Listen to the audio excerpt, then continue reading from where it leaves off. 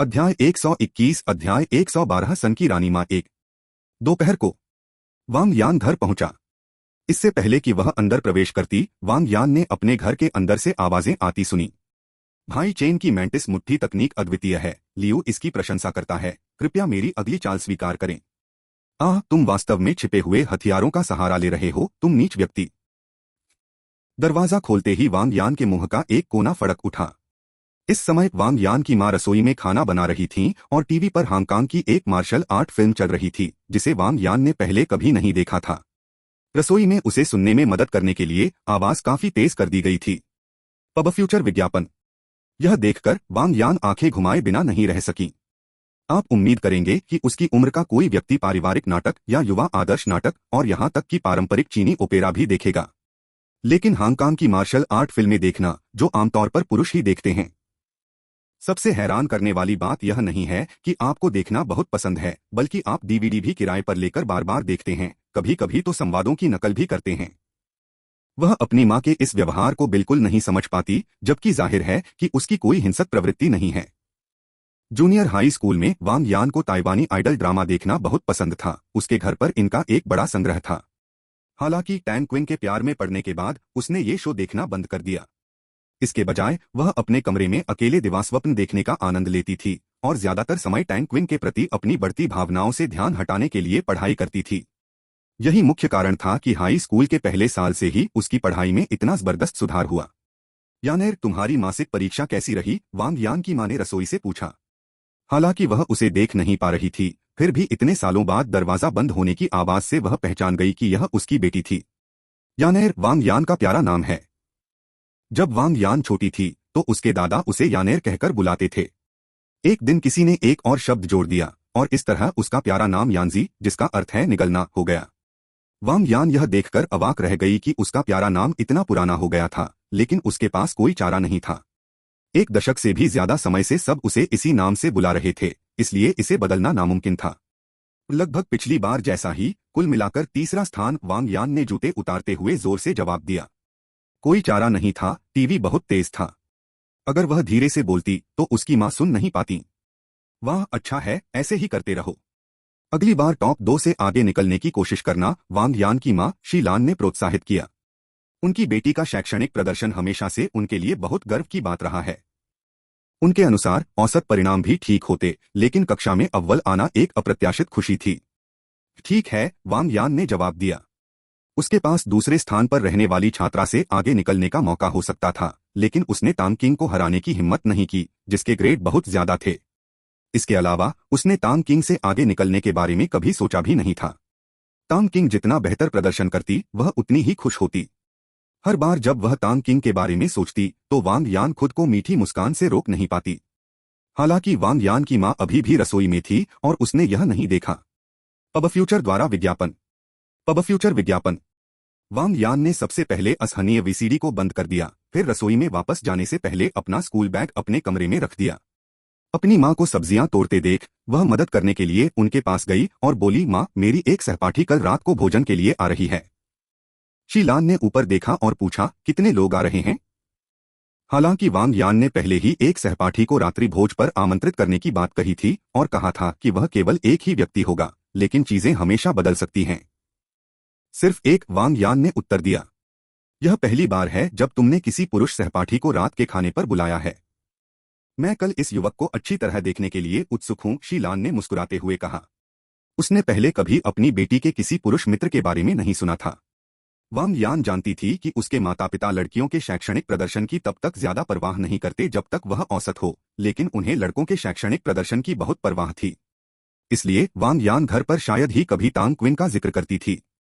हालांकि हाल ही में तांग क्विन के ग्रेड लगातार बेहतर होते जा रहे थे और वह कभी कभी घर पर अनजाने में उसका जिक्र कर देती थी। हाई स्कूल के आखिरी साल से पहले उसके माता पिता सिर्फ यह जानते थे कि उसका डेस्कमेट एक लड़का है और उन्हें इसके अलावा कुछ नहीं पता था। उन्हें हाल ही में पता चला कि वांग यान 2 साल से ज्यादा समय से तांग क्विन के साथ बैठ रही थी और उन्होंने उससे ज्यादा जानकारी नहीं मांगी। यह देखकर कि उनकी बेटी ने बिना कुछ बताए एक पुरुष सहपाठी को घर पर खाने पर आमंत्रित किया, एक महिला होने के नाते वह इससे ज्यादा क्या सोच सकती थी।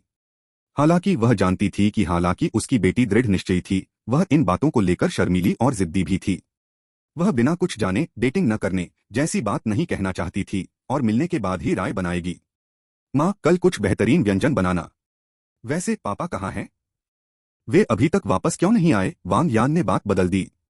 वह अपनी माँ के आखिरी शब्दों का मतलब जरूर समझ सकती थी, लेकिन अब वह फंस चुकी थी और उसे बहाव के साथ चलना था।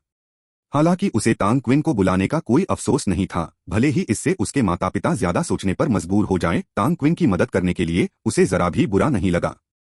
तुम्हारे पिताजी इन दिनों काफी व्यस्त हैं, तरह तरह की प्रक्रियाओं में व्यस्त हैं। मुझे बारीकियों के बारे में ठीक से पता नहीं है, शीलान ने हंसते हुए जवाब दिया। उसने अपनी बेटी को जल्दी से विषय बदलने के लिए नहीं डांटा, लेकिन वह तांग क्विन के बारे में और भी ज्यादा जानने को उत्सुक हो गई। आखिर ऐसा कौन सा लड़का है जो उसकी बेटी के दिल को इतना गहराई से छू सकता है? तांग क्विन के बारे में विस्तार से पूछने के लिए वह तुरंत नहीं पूछना चाहती थी। उसने अपने विवेक पर भरोसा किया और तांग क्विन से व्यक्तिगत रूप से मिलने के बाद ही कोई फैसला लेने का फैसला किया।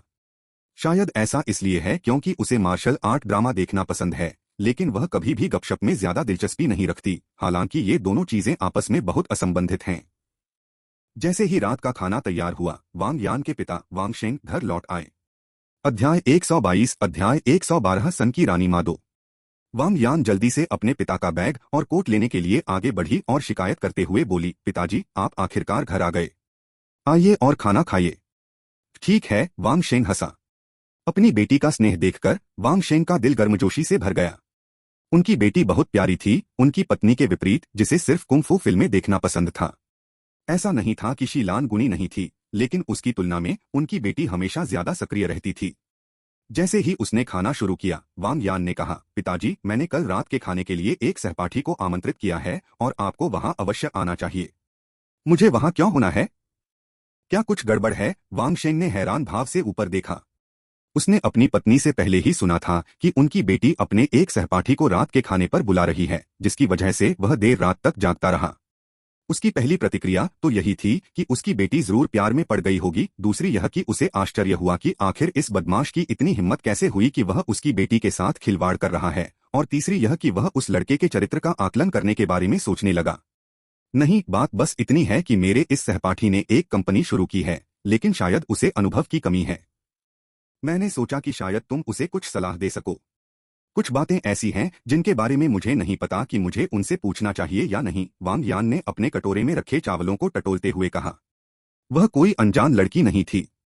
एक व्यापारी परिवार में पली भी होने के कारण वह एक औसत हाई स्कूल के छात्र से कहीं ज्यादा जानती थी। जब तांग क्विन के पास अचानक पैसे आए और उसने एक कंपनी शुरू की तो उसने उसकी प्रशंसा की थी, लेकिन बाद में उसकी चिंताएं और भी बढ़ गईं। पहली, धन के स्रोत को लेकर। दूसरी, व्यवसाय के प्रबंधन को लेकर। तीसरी, कंपनी के भविष्य के विकास को लेकर। उसे यकीन नहीं था कि एक हाई स्कूल का छात्र तांग क्विन यह सब कैसे संभाल पाएगा। उसकी राय में तांग किंग की निष्क्रिय प्रबंधन शैली समस्याजनक थी।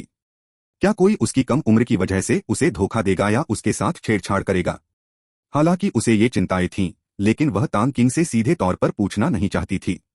उसने सोचा कि बेहतर होगा कि वह अपने पिता के जरिए अपनी चिंताएं बता दे और तांग किंग को कुछ प्रबंधन सलाह दे। उसका मानना था कि वह तांग किंग की पारिवारिक स्थिति को अच्छी तरह जानती है और ऐसा कोई नहीं दिखता जो तांग किंग का मार्गदर्शन कर सके। तुम्हारे सहपाठी ने एक कंपनी शुरू की? कैसी कंपनी? कितने कर्मचारी? वांग शेंग ने हैरानी से पूछा।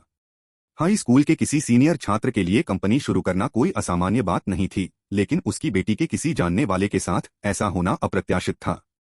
शी लैन ने भी खाना बंद कर दिया और वांग यान की ओर देखने लगी, उसके जवाब का इंतजार करने लगी। पब फ्यूचर विज्ञापन। मुझे लगता है कि उसकी एक कपड़ों की कंपनी है, साथ ही एक फैक्ट्री भी है और उसके पास 200 कर्मचारी हैं। उसके पास सब कुछ संभालने के लिए एक जनरल मैनेजर है।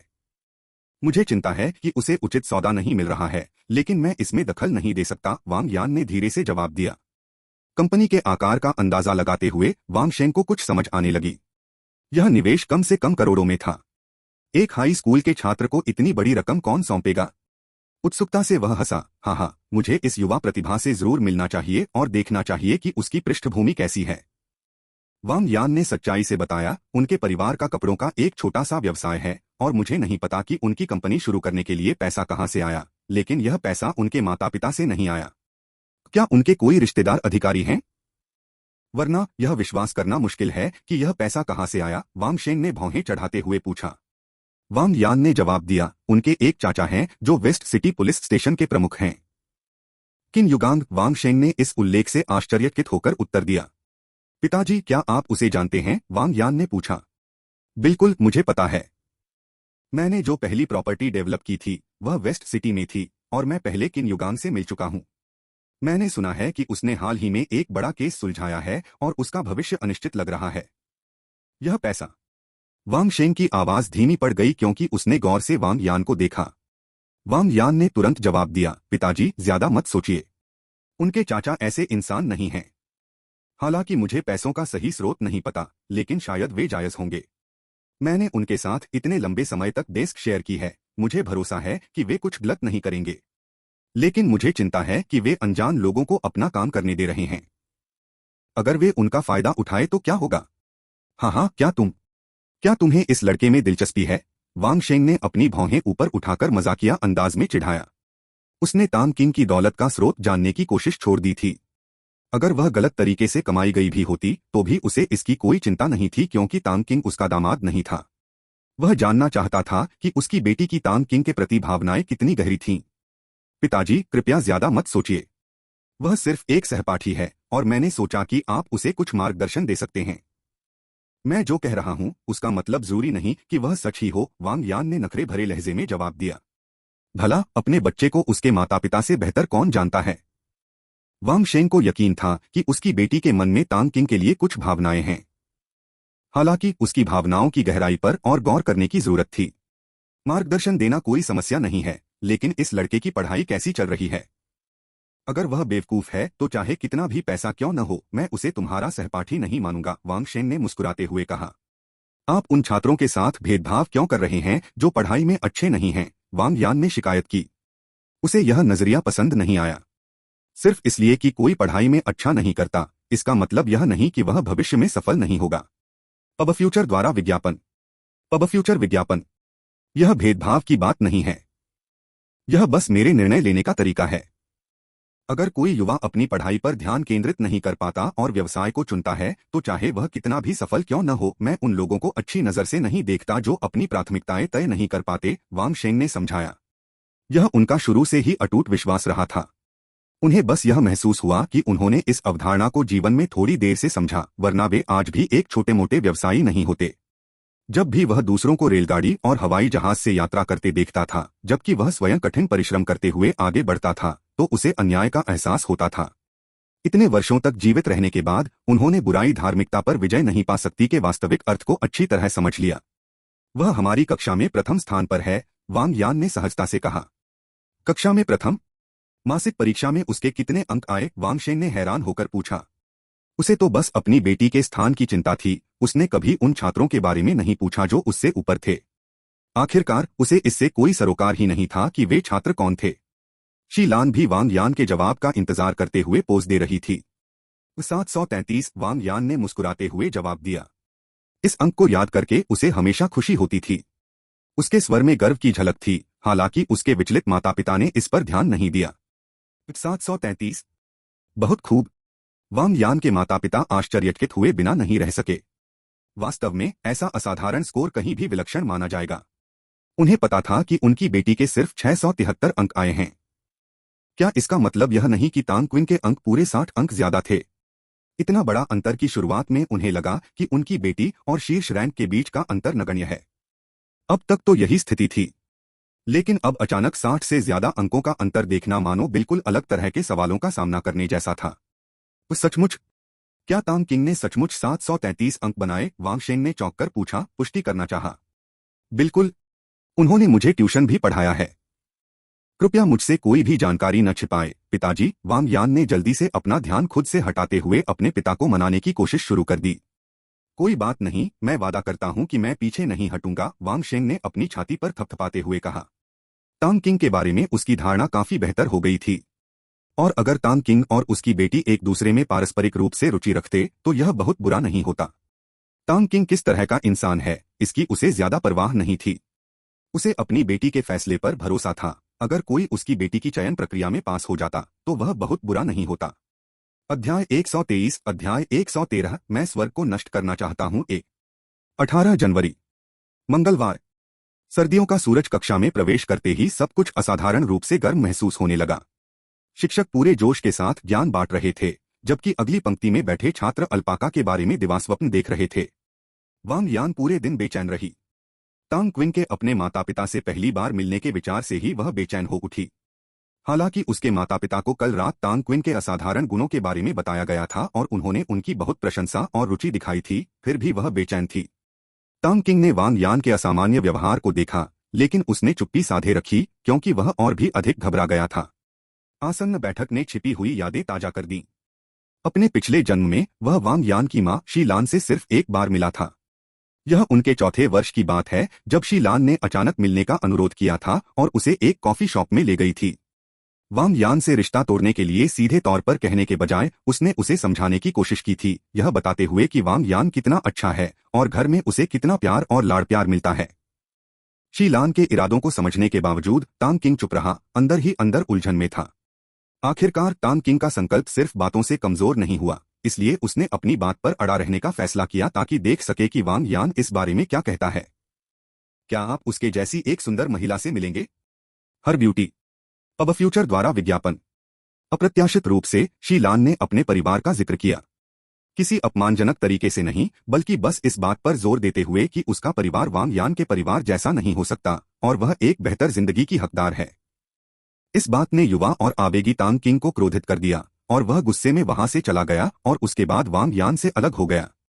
पीछे मुड़कर देखने पर तांग किंग ने माना कि शी लान की रणनीति उसे अपमानित करने की नहीं बल्कि उसे उकसाने की थी, लेकिन इससे यह तथ्य नहीं बदला कि उसे सचमुच लगता था कि वह वांग यान के लिए काफी अच्छा नहीं है। इसलिए वे तब तक अलग होते गए जब तक कि चीजों को सुधारने के लिए बहुत देर नहीं हो गई। तांग किंग अक्सर अपने हास्यास्पद आत्मसम्मान और आत्महीनता पर विलाप करता था, जिससे उसे परेशानी के अलावा कुछ नहीं मिलता था। अगर वह खुद का सम्मान नहीं कर सकता तो और कौन करेगा?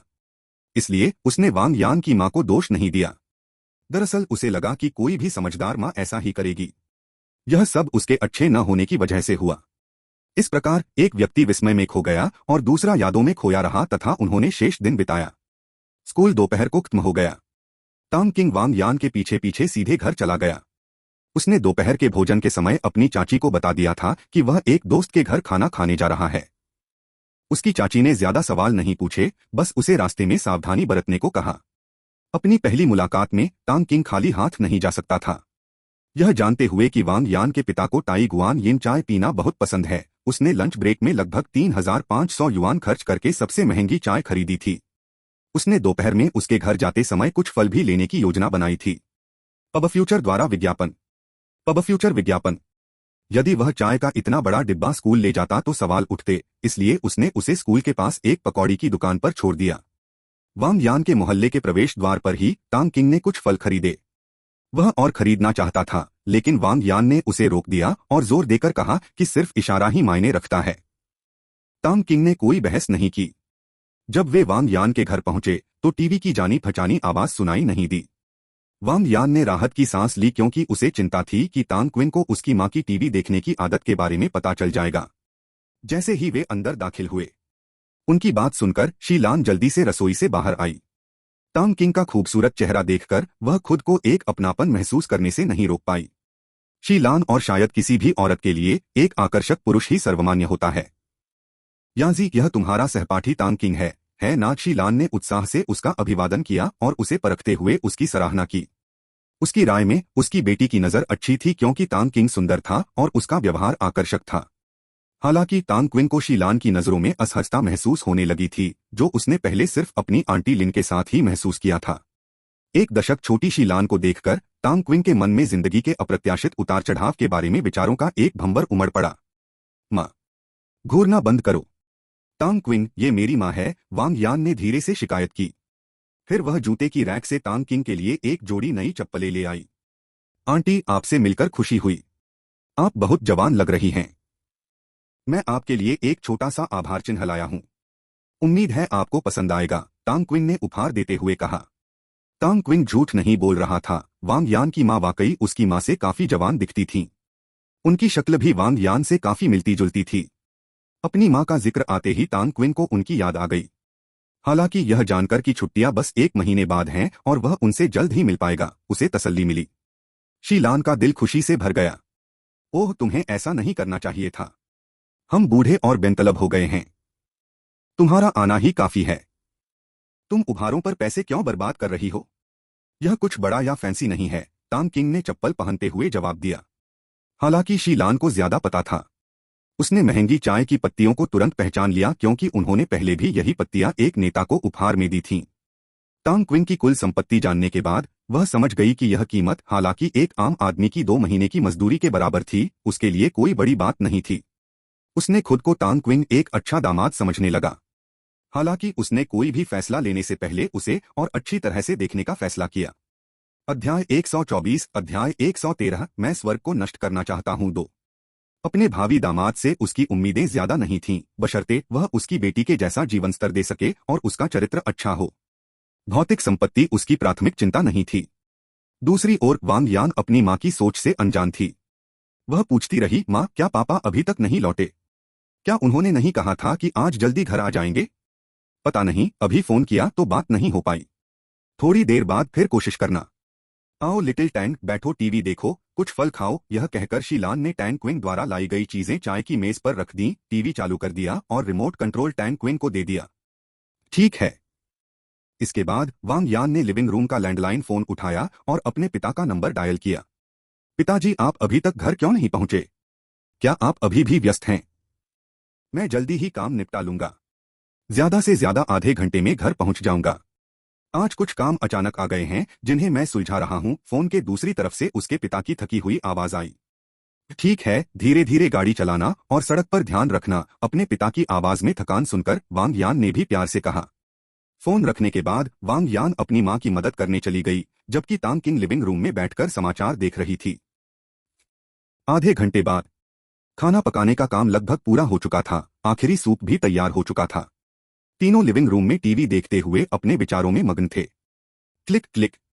अचानक दरवाजा खुलने की आवाज आई। वांग यान के पिता के वापस आ जाने की जानकारी पाकर तांग क्विन तुरंत उठ खड़ा हुआ और दरवाजे की तरफ देखने लगा, उनका स्वागत करने के लिए तैयार। वांग यान दरवाजे की तरफ बढ़ा। यह स्पष्ट नहीं था कि यह दरवाजे की समस्या थी या उसके पिता जिस तरह से उसे खोल रहे थे, लेकिन वांग यान ने खुद दरवाजा खोलकर उनसे पहले ही यह काम कर लिया। एक अधेड़ उम्र का आदमी जिसके बाल सीधे कटे हुए थे अंदर आया। तांग किंग ने इस अरबती व्यवसायी का सर्वेक्षण किया, जिसे वह केवल वांग यान के मोबाइल फोन गैलरी में मौजूद तस्वीरों से ही जानता था।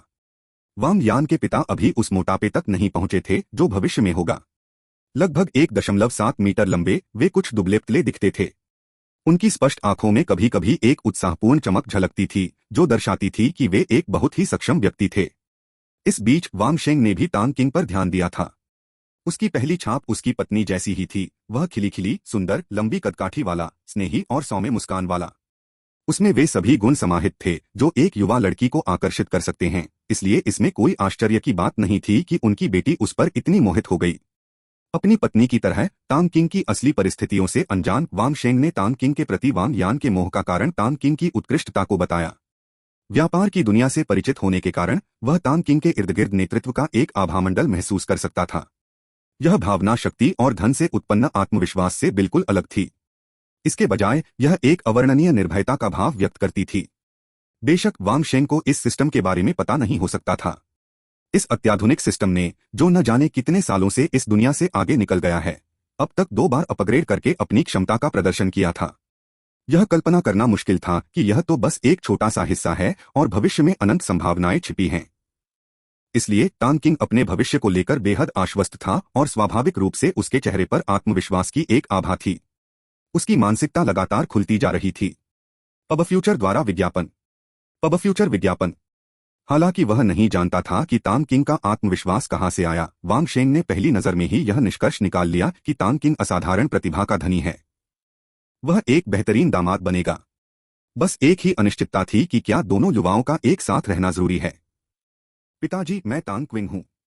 तांग क्विंग, ये मेरे पिताजी वांग शेंग हैं। वांग यान ने उनका परिचय कराया।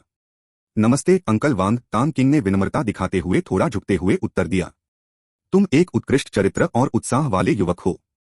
शाबाश। वांग शेंग ने तांग किंग को देखकर उसकी और भी सराहना की। लोगों का मूल्यांकन करते समय वह जिन 4 गुणों को सबसे ज्यादा महत्व देता था, वे थे विनम्रता, सावधानी, अहंकार का अभाव और अधीरता।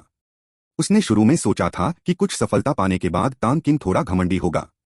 हालांकि तांग किंग के व्यवहार ने उसे और भी ज्यादा ऊंचा दर्जा दे दिया। अंकल वांग, आप मेरी चापलूसी कर रहे हैं। मैं देख रहा हूं कि आप अपने जीवन के सर्वश्रेष्ठ दौर में हैं, ऊर्जा और जोश से भरपूर हैं, तांग किंग ने विनम्रता से उत्तर दिया। हाँ हाँ, तुम शब्दों के मामले में अच्छे हो, नौजवान, वांग शेंग खिलखिलाकर हंसा। थोड़ी ही देर में सूप तैयार हो गया और सभी लोग भोजन शुरू करने के लिए मेज पर अपनी अपनी जगह पर बैठ गए। छोटे तांग, क्या तुम कुछ पीना चाहोगे? वांग शेंग ने खुद के लिए एक गिलास वुलियांगे डालते हुए पूछा। इससे पहले कि तांग किंग जवाब दे पाती, वांग यान ने शिकायत करना शुरू कर दिया। पिताजी, तांग किंग शराब नहीं पीता। कौन सा आदमी शराब नहीं पीता? बियर तो पी ही सकते हो, है ना? वांग शेंग ने अपनी बेटी की बात अनसुनी करते हुए पूछा। वह बिल्कुल नहीं चाहता था कि तांग क्विन शराब पिए, लेकिन उसे लगा कि खाने के लिए थोड़ी शराब जरूरी है, वरना लोग थोड़ी शराब के बिना बातचीत को कैसे खोलेंगे। उसे भी पता था कि उसे फिर से निराशा ही हाथ लगेगी। तांग क्विन के लिए अब शराब पीना पानी पीने से ज्यादा अलग नहीं था। उसकी मूल ऊर्जा की विशरण शक्ति के सामने उसके नशे में धुत होने की संभावना लगभग शून्य थी। ठीक है, तो मैं अंकल वांग की सलाह मानूंगा। तांग किंग की अस्वीकृति न सुनकर वांग शेंग पूछता रहा। उसके शब्दों ने अनगिनत शराब न पीने वालों को शराबी बना दिया था, कुछ कुछ नैतिक ब्लैकमेल जैसा। छोटी टैंग, मैंने अपनी बेटी से तुम्हारे हालात के बारे में सुना है। तुम वाकई कमाल की हो, अच्छे ग्रेड और अपनी खुद की कंपनी। फिर भी मैं यह जानना चाहूंगा कि कंपनी शुरू करने के लिए पैसा कहाँ से आया? कुछ बार गिलास टकराने के बाद वांग शेंग सीधे मुद्दे पर आ गया। मैंने उधार लिया था। संयोग से मैंने अनजाने में एक ताकतवर व्यक्ति की मदद कर दी, जिसने मुझे बिना ब्याज के बड़ी रकम उधार दे दी। इसलिए मैंने कुछ पैसे कमाने के लिए अपना खुद का व्यवसाय शुरू करने के बारे में सोचा। तांग किंग ने बिना पलक झपकाए अपने सच पर अड़ा रहा। वांग यान ने आते समय उसे यह बात बताई थी और उसे व्यवसाय चलाने के बारे में अपने पिता की सलाह लेने की भी याद दिलाई थी, जिससे वह स्वाभाविक रूप से प्रभावित हुआ। शेंग टैंग अपैरल के शेयरों के आवंटन के लिए यह दूसरी कहानी गढ़ी गई थी। पहली कहानी झांग डोंगकिंग को दी गई थी कि टैंग किंग एक गुप्त व्यक्ति के साथ साझेदारी में था और उसके पास केवल एक निश्चित संख्या में शेयर थे। जाहिर है, यह कहानी झांग डोंगकिंग को शांत करने के लिए गढ़ी गई थी। अगर उसे पता होता कि टैंग किंग कपड़ों के कारोबार में अपना पैसा दांव पर लगा रहा है, तो झांग डोंगकिंग ने उसे रोकने की पुरजोर कोशिश जरूर की होती। चूंकि अब हालात बदलने में बहुत देर हो चुकी थी, इसलिए वह कहानी अब लागू नहीं होती। अध्याय 125, अध्याय 113, मैं स्वर्ग को नष्ट करना चाहता हूँ। 3। छोटे टैंग, मैं साफ साफ कह दूं, मेरे अनुभव के अनुसार तुम्हें परिधान उद्योग नहीं चुनना चाहिए था। तुम उस पैसे से कुछ और भी कर सकते थे। कपड़ों के कारोबार में पैसा कमाने की जिद क्यों करते हो? और मैंने यानजी से सुना है कि तुम एक बड़ा ब्रांड बनाना चाहते हो, लेकिन यह तो एक अथाह गड्ढे जैसा है। तुम्हारा दोस्त हमेशा मदद नहीं कर सकता। मेरा सुझाव है कि तुम अपना काम बेच दो और कोई दूसरा व्यवसाय शुरू करो, वांग शेंग ने गंभीरता से कहा। वह कुछ कपड़ा कंपनियों के मालिकों को भी जानता था।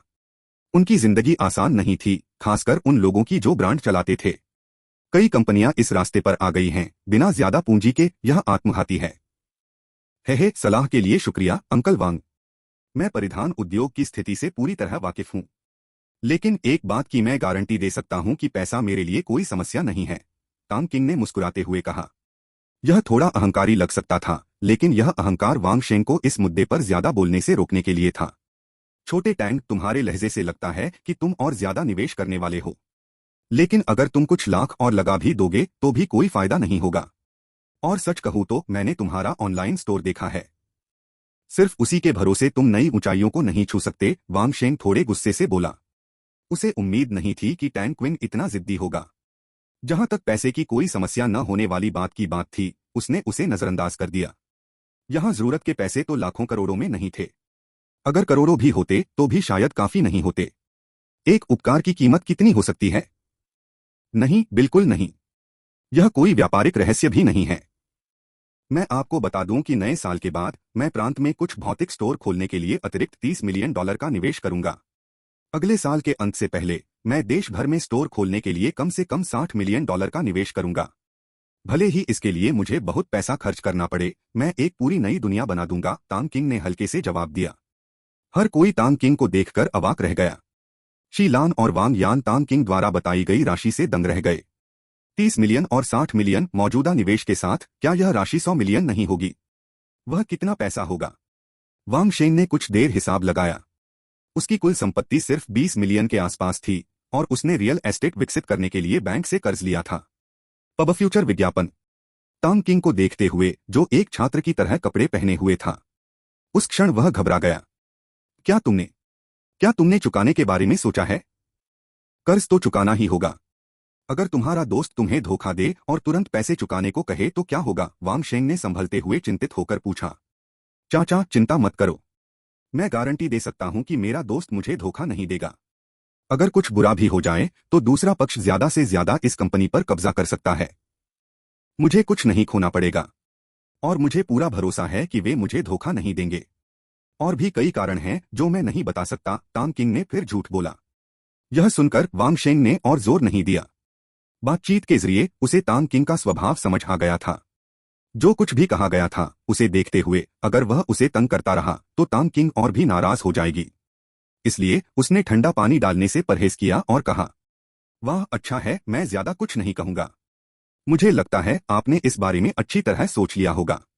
वैसे लगता है आप फिजिकल स्टोर खोलने की योजना बना रहे हैं। क्या आपको कोई मदद चाहिए? हालांकि मैंने हाल ही में रियल एस्टेट बाजार में कदम रखा है, फिर भी मेरे कुछ संपर्क हैं। लोकेशन चुनने और किराए पर छूट पाने में ये संपर्क काम आ सकते हैं। आपकी दयालुता के लिए धन्यवाद अंकल वांग। कंपनी ने इस संबंध में पहले ही अन्य लोगों के साथ साझेदारी कर ली है। पूरे प्रांत में शुरुआती चरण में दुकानों के लिए स्थान चयन उनकी कंपनी द्वारा किया जाएगा। तांग किंग ने आभार व्यक्त किया। उन्होंने भावना की सराहना की। लियू कियान अमेरिकी डॉलर की भागीदारी के कारण उनकी सक्रिय रूप से मदद कर रहे थे। हालांकि इसमें व्यक्तिगत संबंध शामिल थे, लेकिन इसमें अनिवार्य रूप से लाभ भी शामिल था। हालांकि ऐसा लग रहा था कि वांग शेंग वास्तव में उनकी मदद करना चाहते थे, बदले में कुछ भी उम्मीद किए बिना।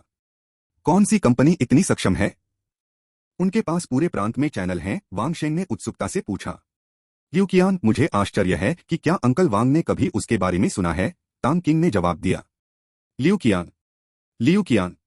वांग शेंग ने सोचते हुए धीरे से उस नाम को दोहराया। नाम जाना पहचाना सा लगा। उसने इसे कहीं सुना था। पब फ्यूचर द्वारा विज्ञापन। पब फ्यूचर विज्ञापन। Liu boss. वांग शेंग को अचानक कुछ याद आया। उसकी आंखें आश्चर्य से चौड़ी हो गईं। उसने तांग किंग से पूछा, क्या आप तियानकियान समूह के अध्यक्ष लियू कियान की बात कर रहे हैं? हाँ, क्या अंकल वांग उसे जानते हैं? तांग किंग ने मुस्कुराते हुए जवाब दिया। ठीक है। वांग शेंग का चौंका हुआ चेहरा देखकर उसने खुद को शर्मनाक क्षण के लिए खुशी से झूमने की अनुमति दी। पुष्टि मिलने पर वांग शेंग और भी हैरान रह गया। लियू कियान प्रांत का एक धनी व्यवसायी, जिसका एक जटिल नेटवर्क और जबरदस्त ताकत थी। उसे उम्मीद नहीं थी कि तांग किंग उसके साथ साझेदारी में होगी, और देखने से लग रहा था कि वे दोनों बहुत करीब हैं। जाहिर है मैं उनसे परिचित हूं, लेकिन मैं उन्हें व्यक्तिगत रूप से नहीं जानता। वे प्रांत में ऊंचे ओहदे वाले एक धनी व्यवसायी हैं और प्रांत के रियल एस्टेट क्षेत्र में सबसे आगे हैं। मैं उन्हें कैसे नहीं जानता? क्या वे वही दोस्त हैं जिनके बारे में तुम बात कर रही थीं? वांग शेंग ने आह भरी। फिर एक और सवाल पूछा। एक व्यापारी होने के बावजूद उसकी सहज प्रतिक्रिया लियू कियान को जानने के लिए तांग क्विंग का इस्तेमाल करना था। लेकिन अपनी बेटी को अपने बगल में बैठा देखकर उसने तुरंत यह विचार त्याग दिया। पहली बात तो यह कि वह अपनी इज्जत नहीं गंवाना चाहता था। दूसरी बात, वह नहीं चाहता था कि तांग क्विंग उसकी बेटी को इस वजह से नीचा दिखाए। जहां तक हीन भावना की बात है, उसने कभी इसके बारे में सोचा ही नहीं। वह कोई मामूली भी नहीं था, बस उसके राजनीतिक और व्यावसायिक हलकों में कोई खास संबंध नहीं थे। उसके बहनोई, जो वांग यान के चाचा भी थे, प्रांत में सैन्य क्षेत्र के कमांडर और प्रांतीय स्थायी समिति के सदस्य थे। उसके बहनोई के परिवार का घरेलू सेना में काफी दबदबा था। हालांकि उसकी बहन का अपने पति के परिवार में कोई खास रुतबा नहीं था। अपनी बहन के लिए मुसीबत खड़ी करने से बचने के लिए उसने अपने बहनोई के प्रभाव का इस्तेमाल करने की हिम्मत नहीं की। इसीलिए इतने सालों तक व्यापार करने के बावजूद उसकी कुल संपत्ति ज्यादा नहीं थी। नहीं, तांग किंग ने अपना सिर हिलाया। ठीक है, तो मैं अब और कुछ नहीं पूछूंगा। उनकी मदद से लगता है तुम्हें कोई नुकसान नहीं होगा। वांग शेंग ने सिर हिलाया। लियू कियान और उस बड़े शख्सियत को देखते हुए और साथ ही तांग किंग की किंगयान शहर में पृष्ठभूमि को देखते हुए प्रांत में बहुत कम लोग थे जो तांग किंग को नुकसान पहुंचाने की हिम्मत कर पाते। उसने कभी सोचा भी नहीं था कि उसके साथ तांग किंग इतने शक्तिशाली हो गए हैं और उनके समर्थक इतने महान व्यक्तित्व हैं। हे, आपके मार्गदर्शन के लिए धन्यवाद अंकल वांग। मुझे अभी भी आपसे बहुत कुछ सीखना है, तांग क्विंग ने विनम्रता से उत्तर दिया। जब भी आपको समय मिले आपको उनसे परामर्श करना चाहिए, यही सबसे ज्यादा मायने रखता है। वांग शेंग ने उदास होकर कहा। अध्याय 126 अध्याय 114 एक अप्रत्याशित अतिथि, कृपया सदस्यता लें। एक इस पल वांग शेंग को सचमुच लगा कि वह तांग क्विन को कुछ भी नहीं सिखा सकता।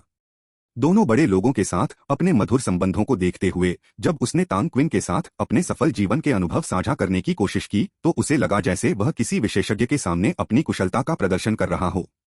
तांग किंग ने वांग शेंग के शब्दों में छिपी हुई सूक्ष्म कमी को भांप लिया और जल्दी से कहा, अंकल वांग, ऐसा मत कहिए।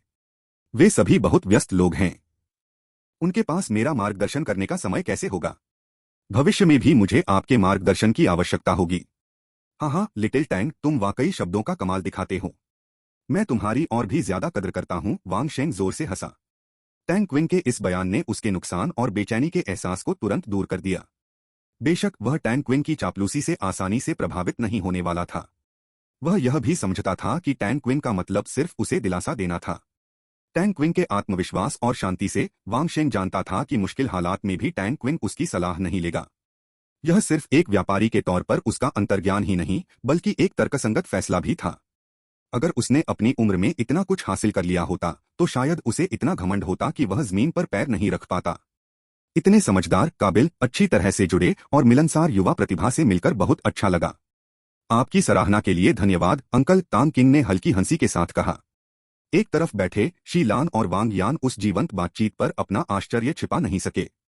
वे तांग किंग की संपत्ति, आत्मविश्वास और बातचीत में शालीनता से हैरान थे। इसने उन्हें कई बार आश्चर्यचकित किया था। शी लान तांग किंग से लगातार संतुष्ट होती जा रही थी और उसके मन में यह बात पक्की हो गई थी कि दामाद के लिए वही सबसे सही विकल्प है। वह उसे उत्साह से खाना परोसती रही जिससे तांग किंग थोड़ा असहज महसूस कर रहा था। पिताजी, लियू कियान कौन है? वांग यान ने उत्सुकता से पूछा। शी लान ने भी अपने पति की ओर उत्सुकता से देखा। वह लंबे समय से गृहिणी थी और उसने प्रांत की बड़ी कंपनियों पर ज्यादा ध्यान नहीं दिया था। वांग शेंग को यह बात हैरान करने वाली नहीं लगी। वह खुद लियू कियान के साथ घुला मिला नहीं था और उसने घर पर शी लान से इस बारे में कभी बात भी नहीं की थी। उसके लिए लियू कियान के बारे में न जानना स्वाभाविक था। उसने तांग किंग की तरफ देखा और कहा, लियू कियान प्रांत में तियानकियान समूह के अध्यक्ष हैं और एक प्रमुख व्यवसायी हैं। मुझे उनकी कुल संपत्ति के बारे में ठीक से पता नहीं है। हो सकता है कि वे शीर्ष 10 में न हो, लेकिन वे शीर्ष 20 में जरूर हैं। उनका मुख्य व्यवसाय रियल एस्टेट है। वे अन्य सेवा व्यवसायों का भी प्रबंधन करते हैं। शहर का एकमात्र 5 सितारा होटल तियानफू होटल लियू कियान की संपत्ति है। तियानकियान समूह प्रांत में रियल एस्टेट क्षेत्र में अग्रणी है, जिसकी संपत्तियां हर शहर में विकसित हैं। व्यापार जगत में उनका बहुत प्रभाव है और कई प्रांतीय नेताओं के साथ उनके मजबूत संबंध हैं। वे मुझसे कहीं ज्यादा सफल हैं। अपनी बात खत्म करने के बाद वांग शेंग ने तांग क्विन की ओर देखा जो शांत लग रहा था। इससे वह और भी उलझन में पड़ गया। ये शब्द सुनकर तांग क्विन के चेहरे पर न तो गर्व दिखा और न ही संतुष्टि। साफ था कि तांग क्विन लियू कियान की उपलब्धियों के बारे में पहले से ही जानता था, लेकिन उसके मन में उनकी कोई कद्र नहीं थी। यह समता कहां से आई? क्या ऐसा हो सकता है कि तांग क्विन का दोस्त लियू कियान से भी अधिक शक्तिशाली था? अन्यथा तांग क्विन लियू कियान की उल्लेखनीय निवल संपत्ति और पृष्ठभूमि के प्रति इतना उदासीन क्यों होगा? वांग शेंग गहरी सोच में पड़ गया। हालांकि वह बेहद जिज्ञासु था, फिर भी उसे ऐसे निजी सवाल पूछना अनुचित लगा। बेशक तांग किंग को ये सारी जानकारी पता थी, लेकिन उसने न तो कोई आश्चर्य जताया और न ही ईर्ष्या। बैंकिंग व्यवस्था उसके नियंत्रण में होने के कारण उसका नजरिया कई स्तर ऊंचा था। अगर लियू कियान की कुल संपत्ति अरबों में भी होती तो भी 10 साल के अंदर इतनी रकम उसकी संपत्ति का एक अंश भी नहीं होती। उसके लिए आश्चर्यचकित होने का कोई कारण ही नहीं था। वह बहुत प्रभावशाली है, वांग यान ने अपना छोटा सा मुंह ढकते हुए कहा। वह लियू कियान की क्षमताओं से हैरान थी, न कि उसके अमीर होने से, बल्कि इस बात से कि तांग क्विन लियू कियान से इतनी अच्छी तरह परिचित थी। वाकई वह तुम्हारे पिता से कहीं ज्यादा काबिल हैं, वांग शेंग ने कहा। फिर वह तांग क्विन की ओर मुड़ा और बोला, छोटी तांग, तुम्हें इन मौकों का पूरा फायदा उठाना चाहिए। इतने सारे लोगों की मदद से मुझे लगता है कि तुम जरूर बहुत कुछ हासिल कर सकती हो। लेकिन तुम जो भी करो अपनी पढ़ाई लिखाई में कोई कसर मत छोड़ना, ठीक है? तुम्हारे ये संपर्क बाहरी मदद हैं, तुम्हारी मजबूत नींव नहीं। जब तुम खुद उत्कृष्ट बनोगी और ऊंचे तबकों में पहुंचोगी तभी तुम सचमुच ऊंचाइयों पर पहुंच पाओगी। मिसाल के तौर पर वॉकिंग विश्वविद्यालय का पूर्व छात्र होना स्वाभाविक रूप से तुम्हें कई प्रभावशाली नेताओं के करीब ला सकता है। साझा शिक्षक और सहपाठी तुम्हारे भविष्य की राह को और भी आसान बना देंगे। यह तो ऐसे अनुभवों के प्रभाव का बस एक छोटा सा हिस्सा है। ज्यादातर लोग इसे समझ नहीं पाते, लेकिन जितना आगे तुम आगे बढ़ोगी उतना ही तुम इन तबकों के व्यापक प्रभाव को समझ पाओगी। तो तिल के लिए तरबूज को मत छोड़ो, समझे? मैं समझता हूँ अंकल वांग। मैं अपनी पढ़ाई नहीं छोड़ूंगा, तांग किंग ने गंभीरता से सिर हिलाया। उसे मंडलियों की संस्कृति की गहरी समझ थी। बेशक इसका मतलब यह नहीं था कि शैक्षणिक योग्यता ही सब कुछ तय कर सकती है, लेकिन अगर आपके मंडली के सभी लोग कॉरपोरेट अधिकारी, कुलीन समूह के महाप्रबंधक और विभिन्न उद्योगों के कुलीन लोग हैं, तो आपकी सफलता की संभावना दूसरों की तुलना में बहुत अधिक होती है। खासकर देश के सर्वश्रेष्ठ स्कूलों में, जो छिपे हुए ड्रैगन और दुबके हुए बाघों की तरह हैं। आप कभी नहीं जानते कि वे कब राष्ट्रीय नेता या कई मंत्री और राज्यपाल पैदा कर दें। ऐसा कहा जा रहा है कि अपने पुनर्जन्म के बाद तांग किंग ने इसे अच्छी तरह समझा, लेकिन उसने इसे ज्यादा महत्व नहीं दिया। आखिरकार बैंकिंग प्रणाली के रूप में उसके पास एक हैक था। नेटवर्किंग की संस्कृति महत्वपूर्ण है, लेकिन उसके लिए यह कुछ हद तक कमजोर है। भविष्य में वह विश्व अर्थव्यवस्था की दिशा तय करेगा और ज्यादातर लोग उसके आगे झुकेंगे। उसे बस जानबूझकर रिश्तों की तलाश किए बिना सामान्य रूप से अपने रास्ते पर चलने की जरूरत थी। अच्छा, अगर तुम समझ गए तो अच्छी बात है। खूब खाओ और खाओ। तुम्हारी चाची भले ही थोड़ी बेवकूफ हो, लेकिन वो बहुत अच्छी खाना बनाती हैं, वांग शेंग ने खुश होकर कहा। उसकी बातें बिल्कुल ईमानदार थीं। जब भी वो अपनी पत्नी के खाना पकाने के बारे में सोचता, उसे हमेशा लगता कि ये सब करना जरूरी है। शी लैन में इस क्षेत्र में हुनर था और वो जो भी पकाती थी वो स्वादिष्ट होता था। बस वो उसके अनोखे स्वाद को समझ नहीं पाता था। थोड़ा चकित होने से तुम्हारा क्या मतलब है? मैं कहाँ चकित हूँ, शी लान उसके शब्दों से तुरंत क्रोधित हो गई। पब फ्यूचर द्वारा विज्ञापन। पब फ्यूचर विज्ञापन। हाँ हाँ, तुम नहीं हो।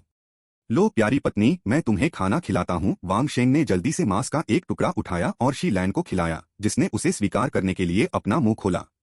हालांकि शी लैन परेशान थी, उसने स्नेह का आनंद लिया। अपने माता पिता को प्यार से खेलते देख वांग यान की हंसी छूट गई। उसकी नजर तांग किंग पर गई, जो ध्यान से केकड़े का पैर खा रहा था। उसकी आंखों में उदासी की झलक दिख रही थी, लेकिन किसी ने ध्यान नहीं दिया। Ding dong ding dong ding dong. तभी प्रवेश द्वार से घंटी की आवाज गूंजी, जिससे समूह ने अपनी बातचीत रोक दी। स्थिति को भांपते हुए वांग यान तुरंत दरवाजा खोलने के लिए खड़ा हो गया। हालांकि जैसे ही उसने दरवाजा खोला और बाहर आकृतियों को देखा, वांग यान के चेहरे पर मुस्कान तुरंत गायब हो गई। उसकी अभिव्यक्ति अस्वाभाविक हो गई। यान जी, यह कौन है? वांग शेंग ने उलझन में पूछा। बूढ़े वांग, यह मैं हूं। इससे पहले कि वांग यान जवाब दे पाता, दरवाजे से एक जानी पहचानी आवाज गूंजी, जिससे वांग शेंग और शी लान भी चुप हो गए। उनकी हरकतें रुक गईं। एक साथ उनके मन में एक निराशाजनक विचार आया। यह नाम सुनते ही तांग किंग लगभग हंस पड़ा। उसकी पुरानी दुनिया में पड़ोसी का बूढ़ा वांग मुहावरा एक घिसापिटा मुहावरा बन चुका था। यह एक सहज प्रतिक्रिया थी। इन टू हॉट टू हैंडल प्रतियोगियों ने बढ़ाई गर्मी। हर ब्यूटी। हालांकि जैसे ही तांग किंग को अंदर आए दोनों लोगों का स्पष्ट दृश्य दिखाई दिया, उसकी मुस्कान गायब हो गई। यह वास्तव में जी वेंडोंग था। जाहिर है वह मोटा, अधेड़ उम्र का आदमी उसका पिता था। तांग किंग ने भी धीरे से एक गाली बुदबुदाई। उसका अच्छा मूड खराब हो गया। हालांकि गाली देना अशिष्टता माना जा सकता है, लेकिन यह व्यक्ति पर निर्भर करता है। जी वेंडोंग के कर्मों ने उसे गाली देने की इच्छा को रोक पाने में असमर्थ बना दिया। बूढ़े वांग, मैं बिना बुलाए आ गया। मुझे उम्मीद नहीं थी कि तुम सब इतनी जल्दी खाना खा लोगे। उस मोटे अधेड़ उम्र के आदमी ने वांग शेंग को देखते ही और भी गहरी मुस्कान के साथ उसका स्वागत किया। जी वेंडोंग के पिता की मुस्कान देखकर तांग किंग ने तुरंत अपने मन में उन्हें एक चालाक चरित्र के रूप में वर्गीकृत किया। उसकी बात सुनकर वांग शेंग चिढ़ गया। वे वाकई रात का खाना रोजाना से थोड़ा पहले खा रहे थे। चूंकि उनका घर हमेशा व्यस्त रहता था, इसलिए वे आमतौर पर देर से लगभग 8 बजे खाना खाते थे। आज क्योंकि तांग क्विंग घर पर थी, इसलिए उन्होंने जल्दी खाना शुरू कर दिया है। उसने जी वेंडोंग के पिता से पहले सिर्फ एक बार ही इस बारे में बात की थी, और हैरानी की बात है कि उन्हें अब भी यह बात याद थी। अरे बाप रे, तुम्हें पता था कि तुम्हें बुलाया नहीं गया है, फिर भी तुम आ गए। आने से पहले तुमने फोन भी नहीं किया। लगता है तुम यहीं डिनर करने का प्लान बना रहे हो। और देखो, तुम जो वाइन की बोतल लाए हो वो तो पहले भी खोली जा चुकी है। साफ है कि तुम मुझे हल्के में ले रहे हो। तुम्हें तो तहजीब की जरा भी परवाह नहीं। अरे बाप रे, अगर मैं चुप चुप न रहता और अपने संपर्कों का इस्तेमाल करके तुम्हें डराना नहीं चाहता, तो मैं कब का तुम पर ध्यान देना बंद कर चुका होता। अरे बिल्कुल नहीं, नहीं। चीफ जी, लिटिल जी, कृपया अंदर आइए। वांग शेंग के पास खड़े होकर मुस्कुराकर अपने मेहमानों का स्वागत करने के अलावा कोई चारा नहीं था। शी लान के पास भी ऐसा ही करने के अलावा कोई चारा नहीं था, लेकिन तांग किंग बस शांति से बैठा रहा, हिलता तक नहीं। वह जी वेंडोंग और उसके पिता के सामने कोई दिखावा भी नहीं कर रहा था। चूंकि तुमने मुझे दुखी कर दिया है तो क्या तुम्हें लगता है कि मुझे तुम्हारी इच्छाओं को पूरा करना चाहिए? सपने देखो। तांग किंग जी वेंडोंग ने आखिरकार खाने की मेज पर बैठे तांग किंग को देखा। उसका ध्यान पहले वांग यान पर था।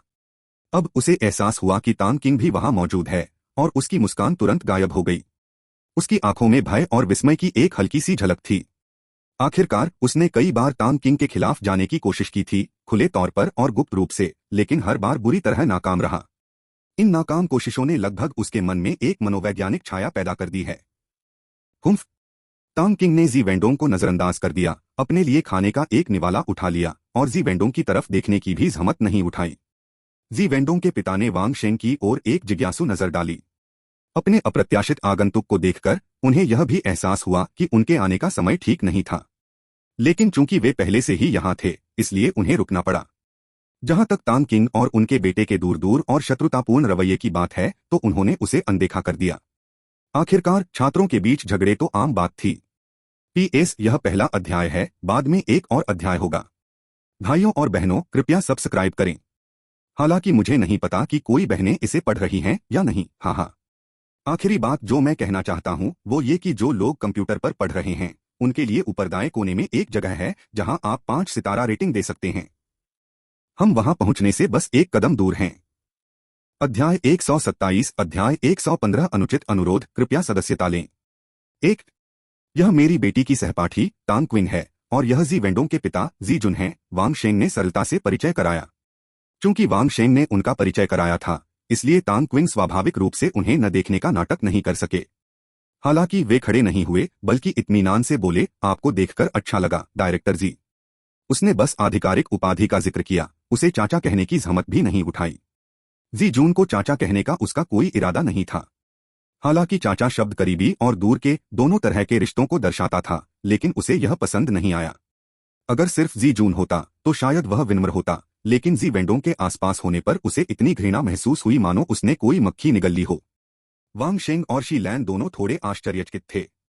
तांग क्विंग, जो अभी तक विनम्र और शिष्ट थी, अचानक जी जून के प्रति अनुचित हो गई। हालांकि वांग यान ने अपने माता पिता से सीट अदलाबदली का उल्लेख नहीं किया था, लेकिन उस जोड़े ने इस बारे में ज्यादा सोचा नहीं। हालांकि वे तांग क्विंग को ज्यादा समय से नहीं जानते थे, फिर भी उन्हें नहीं लगा कि वह इस तरह की गलती करके बेवकूफी कर रहा है। अगर वह दिखावा भी कर रहा होता तो उनके सामने नाटक भी करता। वांग यान के उदास चेहरे को देखकर उन्हें अंदाजा हो गया कि इसके पीछे जरूर कोई कहानी है। हे, आपसे मिलकर अच्छा लगा, छात्र तांग किंग। जी जुन ने तांग किंग के बेपरवाह रवैये से नाराज होकर बेरुखी से कहा। आखिरकार वह एक बुजुर्ग तो था, लेकिन एक छात्र पर अपना आपा नहीं खो सकता था। ऐसा करना उसकी इज्जत गिराने जैसा होता। डायरेक्टर जी, क्या आपको हमारे साधारण से घर में आने की जरूरत है? वांग शेंग ने जानबूझकर पूछा। हालांकि वह जानता था कि उसे जाने के लिए कहने का यह दिखावा शायद काम नहीं करेगा, फिर भी कोशिश करना वाजिब था। वह सचमुच नहीं चाहता था कि ये दोनों डिनर पार्टी में शामिल हों, खासकर तांग क्विंग के आकर्षण को समझने के बाद। वह खुद लगभग पिछड़ रहा था। इसके मुकाबले जी जून कुछ भी नहीं था, लेकिन वह उन्हें साफ तौर पर मना नहीं करना चाहता था, इसलिए वांग शेंग बहुत परेशान था। कुछ खास नहीं, बस सोचा कि हमारे परिवारों को ज्यादा घुलना मिलना चाहिए। और तो और किसी ने मुझे वाइन की एक बोतल गिफ्ट की है तो सोचा बॉस वांग के साथ शेयर कर दूं। जी जून हंसा, हालांकि उसे वांग शेंग के इशारे पर थोड़ा गुस्सा भी आया। अपने आने का मकसद समझते हुए उसने अनभिज्ञता जताई। डायरेक्टर जी बहुत विचारशील हैं। और हाँ छोटी जी, आकर बैठो। बीवी, जल्दी से और चॉपस्टिक और वाइन के गिलास ले आओ। हम आधा खाना खा चुके हैं। उम्मीद है डायरेक्टर जी को कोई आपत्ति नहीं होगी। वांग शेंग ने लाचारी से विनम्रता से ये शब्द कहे। वो और क्या कर सकते थे? वो लोगों को यूं ही भगा तो नहीं सकते थे। वैसे भी कौन हिम्मत करेगा कि आपको एक बोतल वाइन गिफ्ट करे? जाहिर है वो उन्हें आसानी से शोषण करने वाला समझते थे। क्या आप उसके जैसी एक सुंदर महिला से मिलेंगे?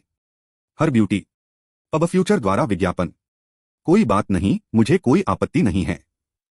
लगता है मैं बिल्कुल सही समय पर पहुंच गया हूं। इतने स्वादिष्ट खाने के बाद मुझे भाई वांग के साथ कुछ ड्रिंक्स लेनी हैं। जी जून ने हिम्मत करके बैठते हुए कहा और स्वागत और कृतज्ञता का भाव लिए हुए व्यापारी को देखकर संतुष्ट महसूस कर रहा था।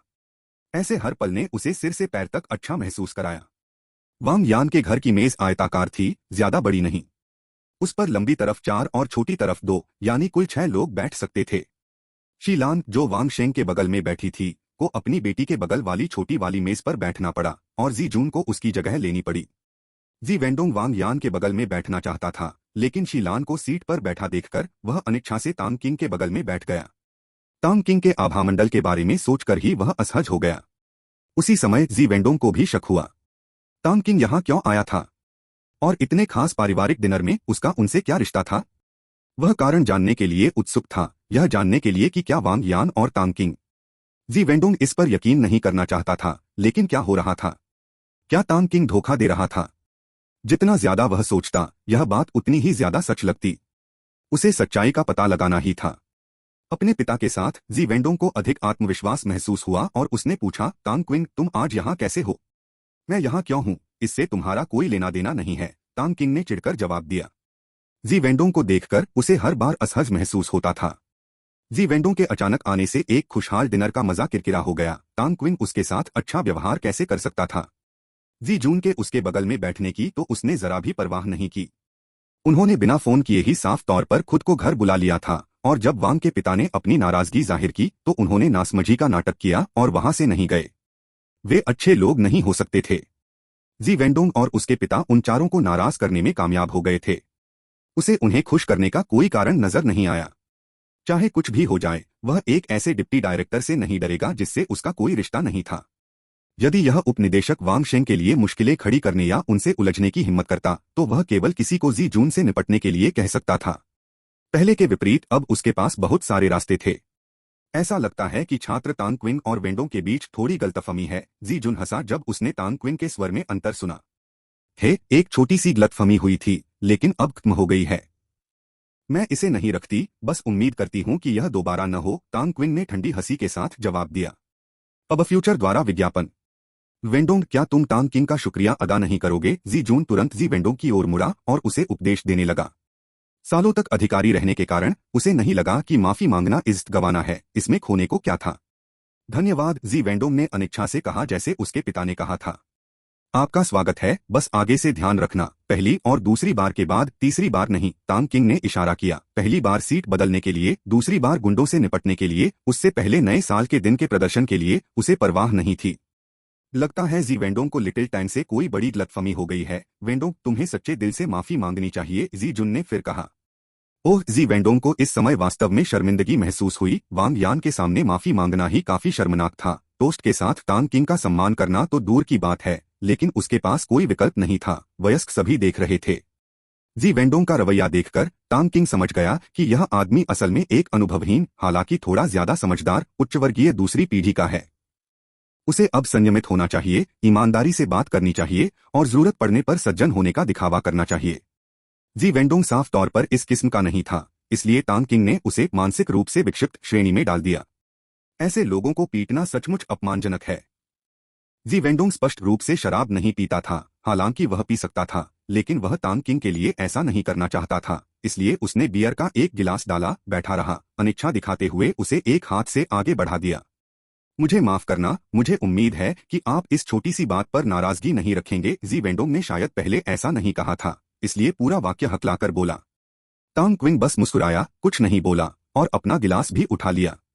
जैसे ही उसने गिलास उठाया, जी वेंडोंग का गिलास उससे टकराया और फिर जल्दी से उसे वापस खींचकर खत्म कर दिया।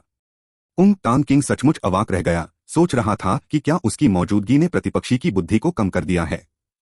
वह सचमुच जी वेंडोंग से कहना चाहता था, तुम्हारे कमजोर प्रदर्शन से मुझे कोई उपलब्धि का एहसास नहीं होता। यह तो अच्छा है। अच्छा हुआ कि सहपाठियों के बीच की गलतफहमियां दूर हो गईं। वैसे वांग के भाई, आज क्या मौका है? इतना स्वादिष्ट खाना बना रहे हैं, यानजी के अच्छे नंबर आने का जश्न मना रहे हैं। जी जून हंसा, उसे अपने बेटे की बदतमीजी पर कोई फर्क नहीं पड़ा। किसी आम इंसान से माफी मांग लेना ही काफी है, और क्या चाहिए। अगर उसकी कोई रसूखदार पृष्ठभूमि होती तो उसका बेटा इतना बदतमीज न होता। कॉर्लिन फेयरग्लो हल्दी चंदन स्क्रब वीरांगना इन टू हॉट टू हैंडल प्रतियोगियों ने बढ़ाई गर्मी। हर ब्यूटी। इसी तरह लिटिल टैंग ने भी इस बार परीक्षा में अच्छा प्रदर्शन किया है और वह यानजी का डेस्कमेट है, इसलिए हमने उसे रात के खाने पर बुलाया। वांग के पिता ने अस्पष्टता से उत्तर दिया। जाहिर है कि वह इस भोजन का असली उद्देश्य नहीं बता सकते थे। ओह, इस बार लिटिल टैंग के कितने नंबर आए? मुझे यकीन है कि यानजी की ट्यूशन से मदद मिली होगी, जी जून ने पूछा। वांग यान को जी जून द्वारा उसे उसके उपनाम से पुकारे जाने पर बहुत गुस्सा आया।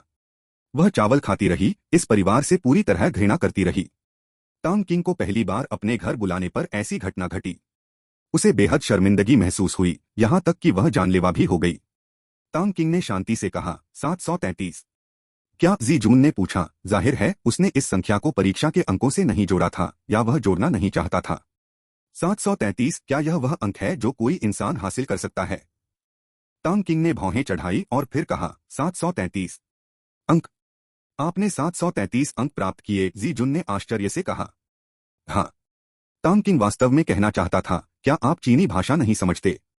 यान जी, क्या यह सच है? जी जून ने वांग यान की ओर देखा और अविश्वास से पूछा, यह खबर बहुत चौंकाने वाली थी। टांग किंग 733 अंकों के साथ शीर्ष पर है, जो दूसरे स्थान पर रहने वाले से 50 अंक ज्यादा है, वांग यान गर्व से बोला। हालांकि बगल में बैठे जी वेंडोंग ने शर्म से अपना सिर झुका लिया। कोई रास्ता नहीं था, वे दोनों छात्र थे, लेकिन अंतर वाकई बहुत बड़ा था। इस बार उसके केवल 490 से ज्यादा अंक आए, जो टांग क्विन की तुलना में 200 से ज्यादा कम था। यह अंतर ऐसा था मानो उन्होंने दो बिल्कुल अलग अलग पेपर दिए हों। अगर वह दो विषय दोबारा भी ले तो भी वह टांग क्विन के अंकों को पार नहीं कर पाएगा। यह वाकई हैरान करने वाला है, लिटिल टैंग, तुम वाकई महान हो। इजी जून ने कुछ हद तक शब्दहीन और ईर्ष्यालु होकर कहा। अपने बेटे की ओर देखते हुए उसने सोचा, इतना बड़ा अंतर क्यों है? टांग किंग ने कोई जवाब नहीं दिया। हालांकि जी जून को यह देखकर गुस्सा आया कि टांग क्विन उसकी परवाह नहीं करती, फिर भी उसने कुछ और नहीं कहा। आम लोगों में यह धारणा प्रचलित हो सकती है कि पढ़ाई बेकार है, लेकिन थोड़े ऊंचे वर्ग के लोग ऐसा नहीं सोचते।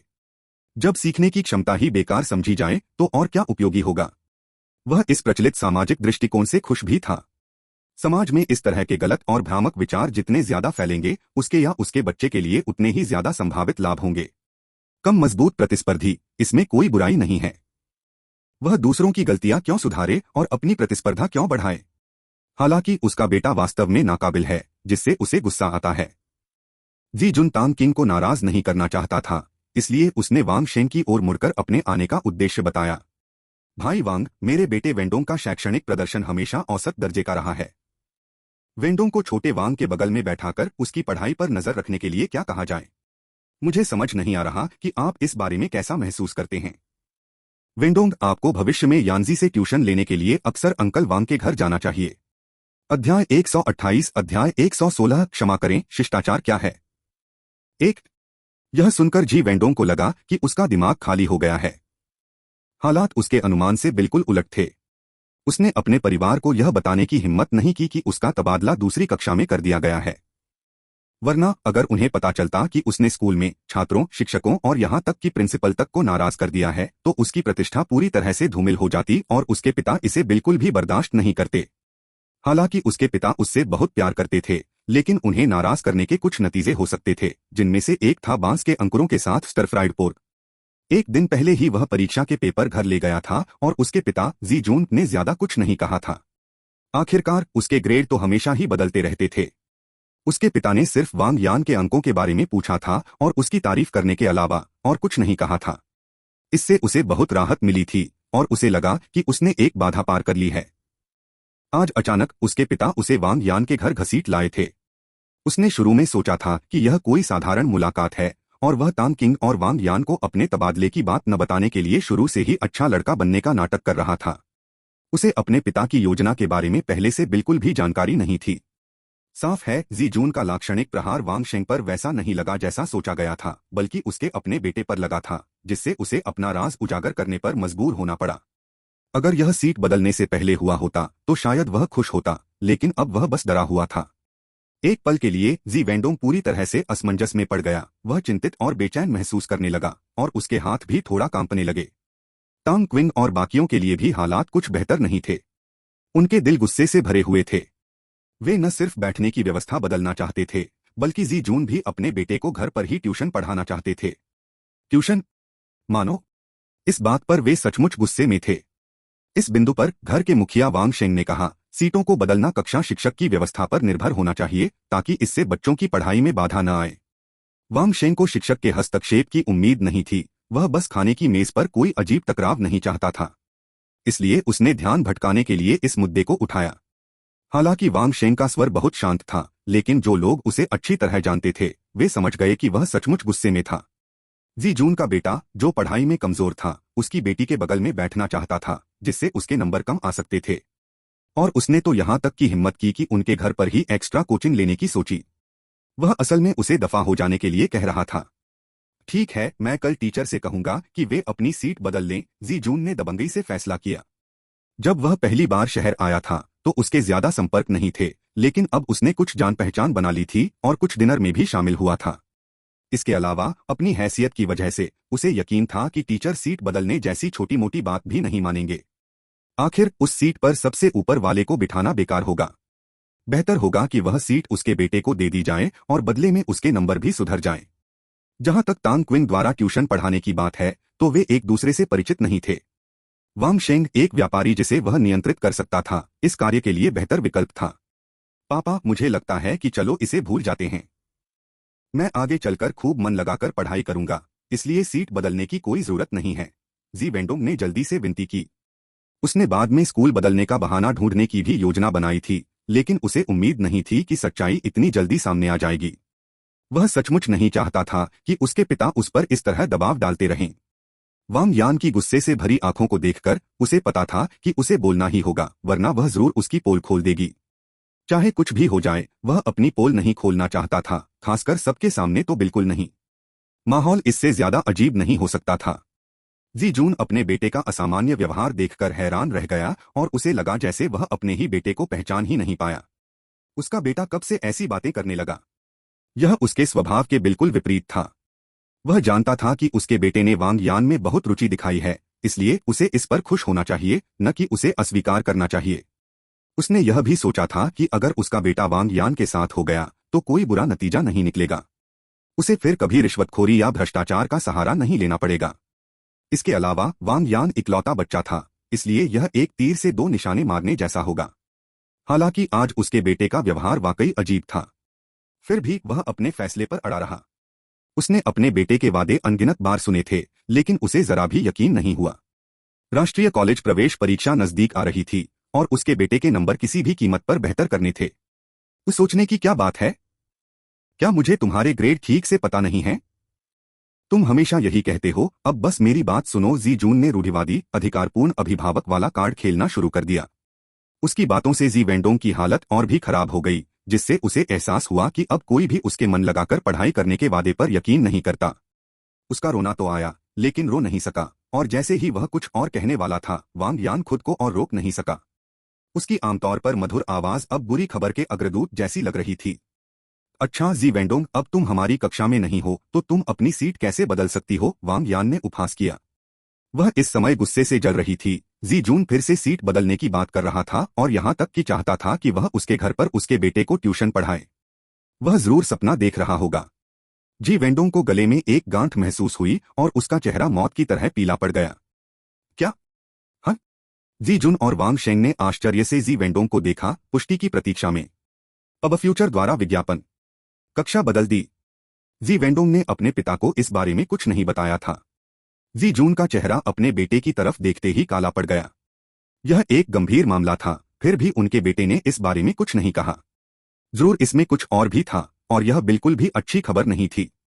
कोई भी स्कूल अभिभावकों को बताए बिना इतना बड़ा फैसला नहीं लेता। मुझे लगा कि उस क्लास में होने के कारण दबाव बहुत ज्यादा था, इसलिए मैंने कक्षा बदल दी, जी वेंडोंग हकलाते हुए बोला।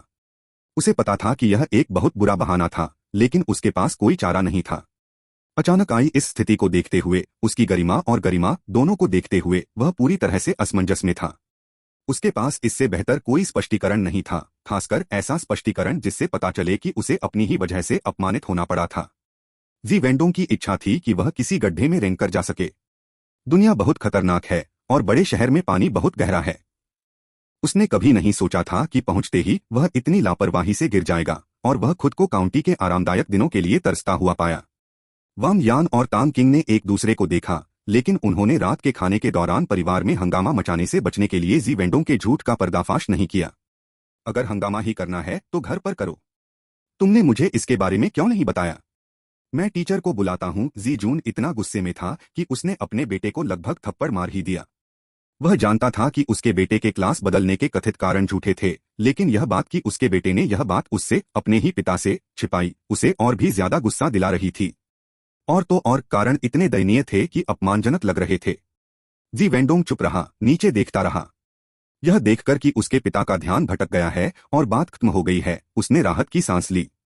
उसके लिए यही काफी था कि सच्चाई अभी सामने नहीं आई। लेकिन जी जून के शब्दों ने एक बार फिर जी वेंडोंग के दिल की धड़कन बढ़ा दी। कोई चिंता नहीं, चाहे वह किसी दूसरी कक्षा में हो, पाठ्यक्रम वही रहता है। वह अभी भी यहाँ वांग यान से सीख सकता है, जी जुन ने शराब का घूंट लेते हुए कहा, और योजना बनाई कि अपने बेटे के वापस आने के बाद वह उससे पूछताछ करेगा ताकि पता चल सके कि असल में क्या हो रहा है, और फिर अपनी दूसरी योजना को अंजाम देगा। अब तक वांग शेंग इसे और सहन नहीं कर सका और अचानक बोला, चीफ जी, मेरी बेटी पर भी भारी शैक्षणिक कार्यभार है। मुझे डर है कि उसे वेंडोंग का मार्गदर्शन करने की स्वतंत्रता नहीं मिलेगी। इन टू हॉट टू हैंडल प्रतियोगियों ने बढ़ाई गर्मी। हर ब्यूटी। कोई बात नहीं, उसके पास कुछ खाली समय होना चाहिए। प्रतिदिन आधा घंटा पर्याप्त होगा, जी जुन ने उत्तर दिया, जिसने वांग शेंग के स्वर में बदलाव को महसूस किए बिना खूब शराब पी ली थी। मैं उसे कभी ट्यूशन नहीं दूंगा, इसके बारे में सोचो भी मत, वांग यान ने साहसपूर्वक चिल्लाकर स्पष्ट रूप से कहा, क्योंकि उसे जी वेंडोंग को ट्यूशन देने का विचार हास्यास्पद लगा। वांग शेंग चुप रहे और उन्होंने बिना कोई टिप्पणी किए अपनी बेटी के निर्णय को स्वीकार कर लिया। ओह यानजी, वेंडोंग में कई अच्छे गुण हैं।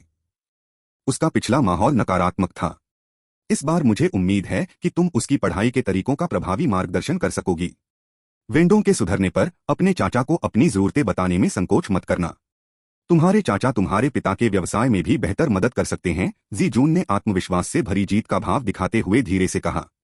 तांग किंग को मुक्का मारने की इच्छा हो रही थी। मैं? वांग यान हकलाते हुए बोला, बेहद गुस्से में। जी जून ने उसे धमकाना शुरू कर दिया था। हालांकि वह डरी नहीं थी, पर उसे घृणा हो रही थी। स्थिति को भांपते हुए तांग क्विंग चुपचाप खड़े होकर देखने को तैयार नहीं था। वांग शेंग के कुछ कहने से पहले ही उसने बीच में ही टोक दिया, चीफ जी, वांग यान पर पढ़ाई का बहुत बोझ है और उसके ग्रेड बनाए रखना आसान नहीं है। वह आपके बेटे को पढ़ाने के लिए अतिरिक्त समय कहाँ से निकालेगी? है ना जी वेंडोंग? तांग क्विंग ने आधी मुस्कान के साथ पूछा। हाँ हाँ पिताजी, मुझे लगता है कि हमें इसे छोड़ देना चाहिए। मैं वादा करता हूँ कि अब से मैं खुद ही पूरी तरह से अध्ययन करूंगा, जी वेंडोंग ने जल्दी से स्वीकार कर लिया। कितना कमजोर नौजवान, जब हम बात कर रहे हैं तो तुम कौन होते हो बोलने वाले? क्या तुम्हारे माता पिता ने तुम्हें शिष्टाचार नहीं सिखाया? तुम असभ्य हो, जी जुन ने तांग किंग को फटकार लगाई। मैं सिर्फ उन्हीं लोगों के साथ विनम्र रह सकता हूं जो इसके हकदार हैं। बाकियों के लिए मुझे समझ नहीं आता कि क्या कहूं या क्या करूं, तांग किंग ने ठंडे स्वर में जवाब दिया। औपचारिकताएं तोड़ने में उसे कोई झिझक नहीं थी और उसने कहा कि सीधे सीधे अपमान न करके ही वह काफी विनम्र था। आप भाई वांग, आप क्या सोचते हैं? जी जून तांग किंग के स्तर तक गिरना नहीं चाहता था, इसलिए उसने पूरे घटनाक्रम के मुख्य व्यक्ति वांग शेंग की ओर रुख किया। जहां तक उसका सवाल था, जब तक वांग शेंग सहमत हैं, किसी और की राय मायने नहीं रखती। मेरी बेटी सही कह रही है। अगर आपका बेटा इच्छुक नहीं है तो हम उसे मजबूर नहीं कर सकते, वांग शेंग ने साफ साफ कहा। वह अपनी बेटी को कभी भी सौदेबाजी के लिए इस्तेमाल नहीं करेगा, यही उसकी नीति थी। खासकर जी जून जैसे तुच्छ अधिकारी के लिए तो बिल्कुल नहीं।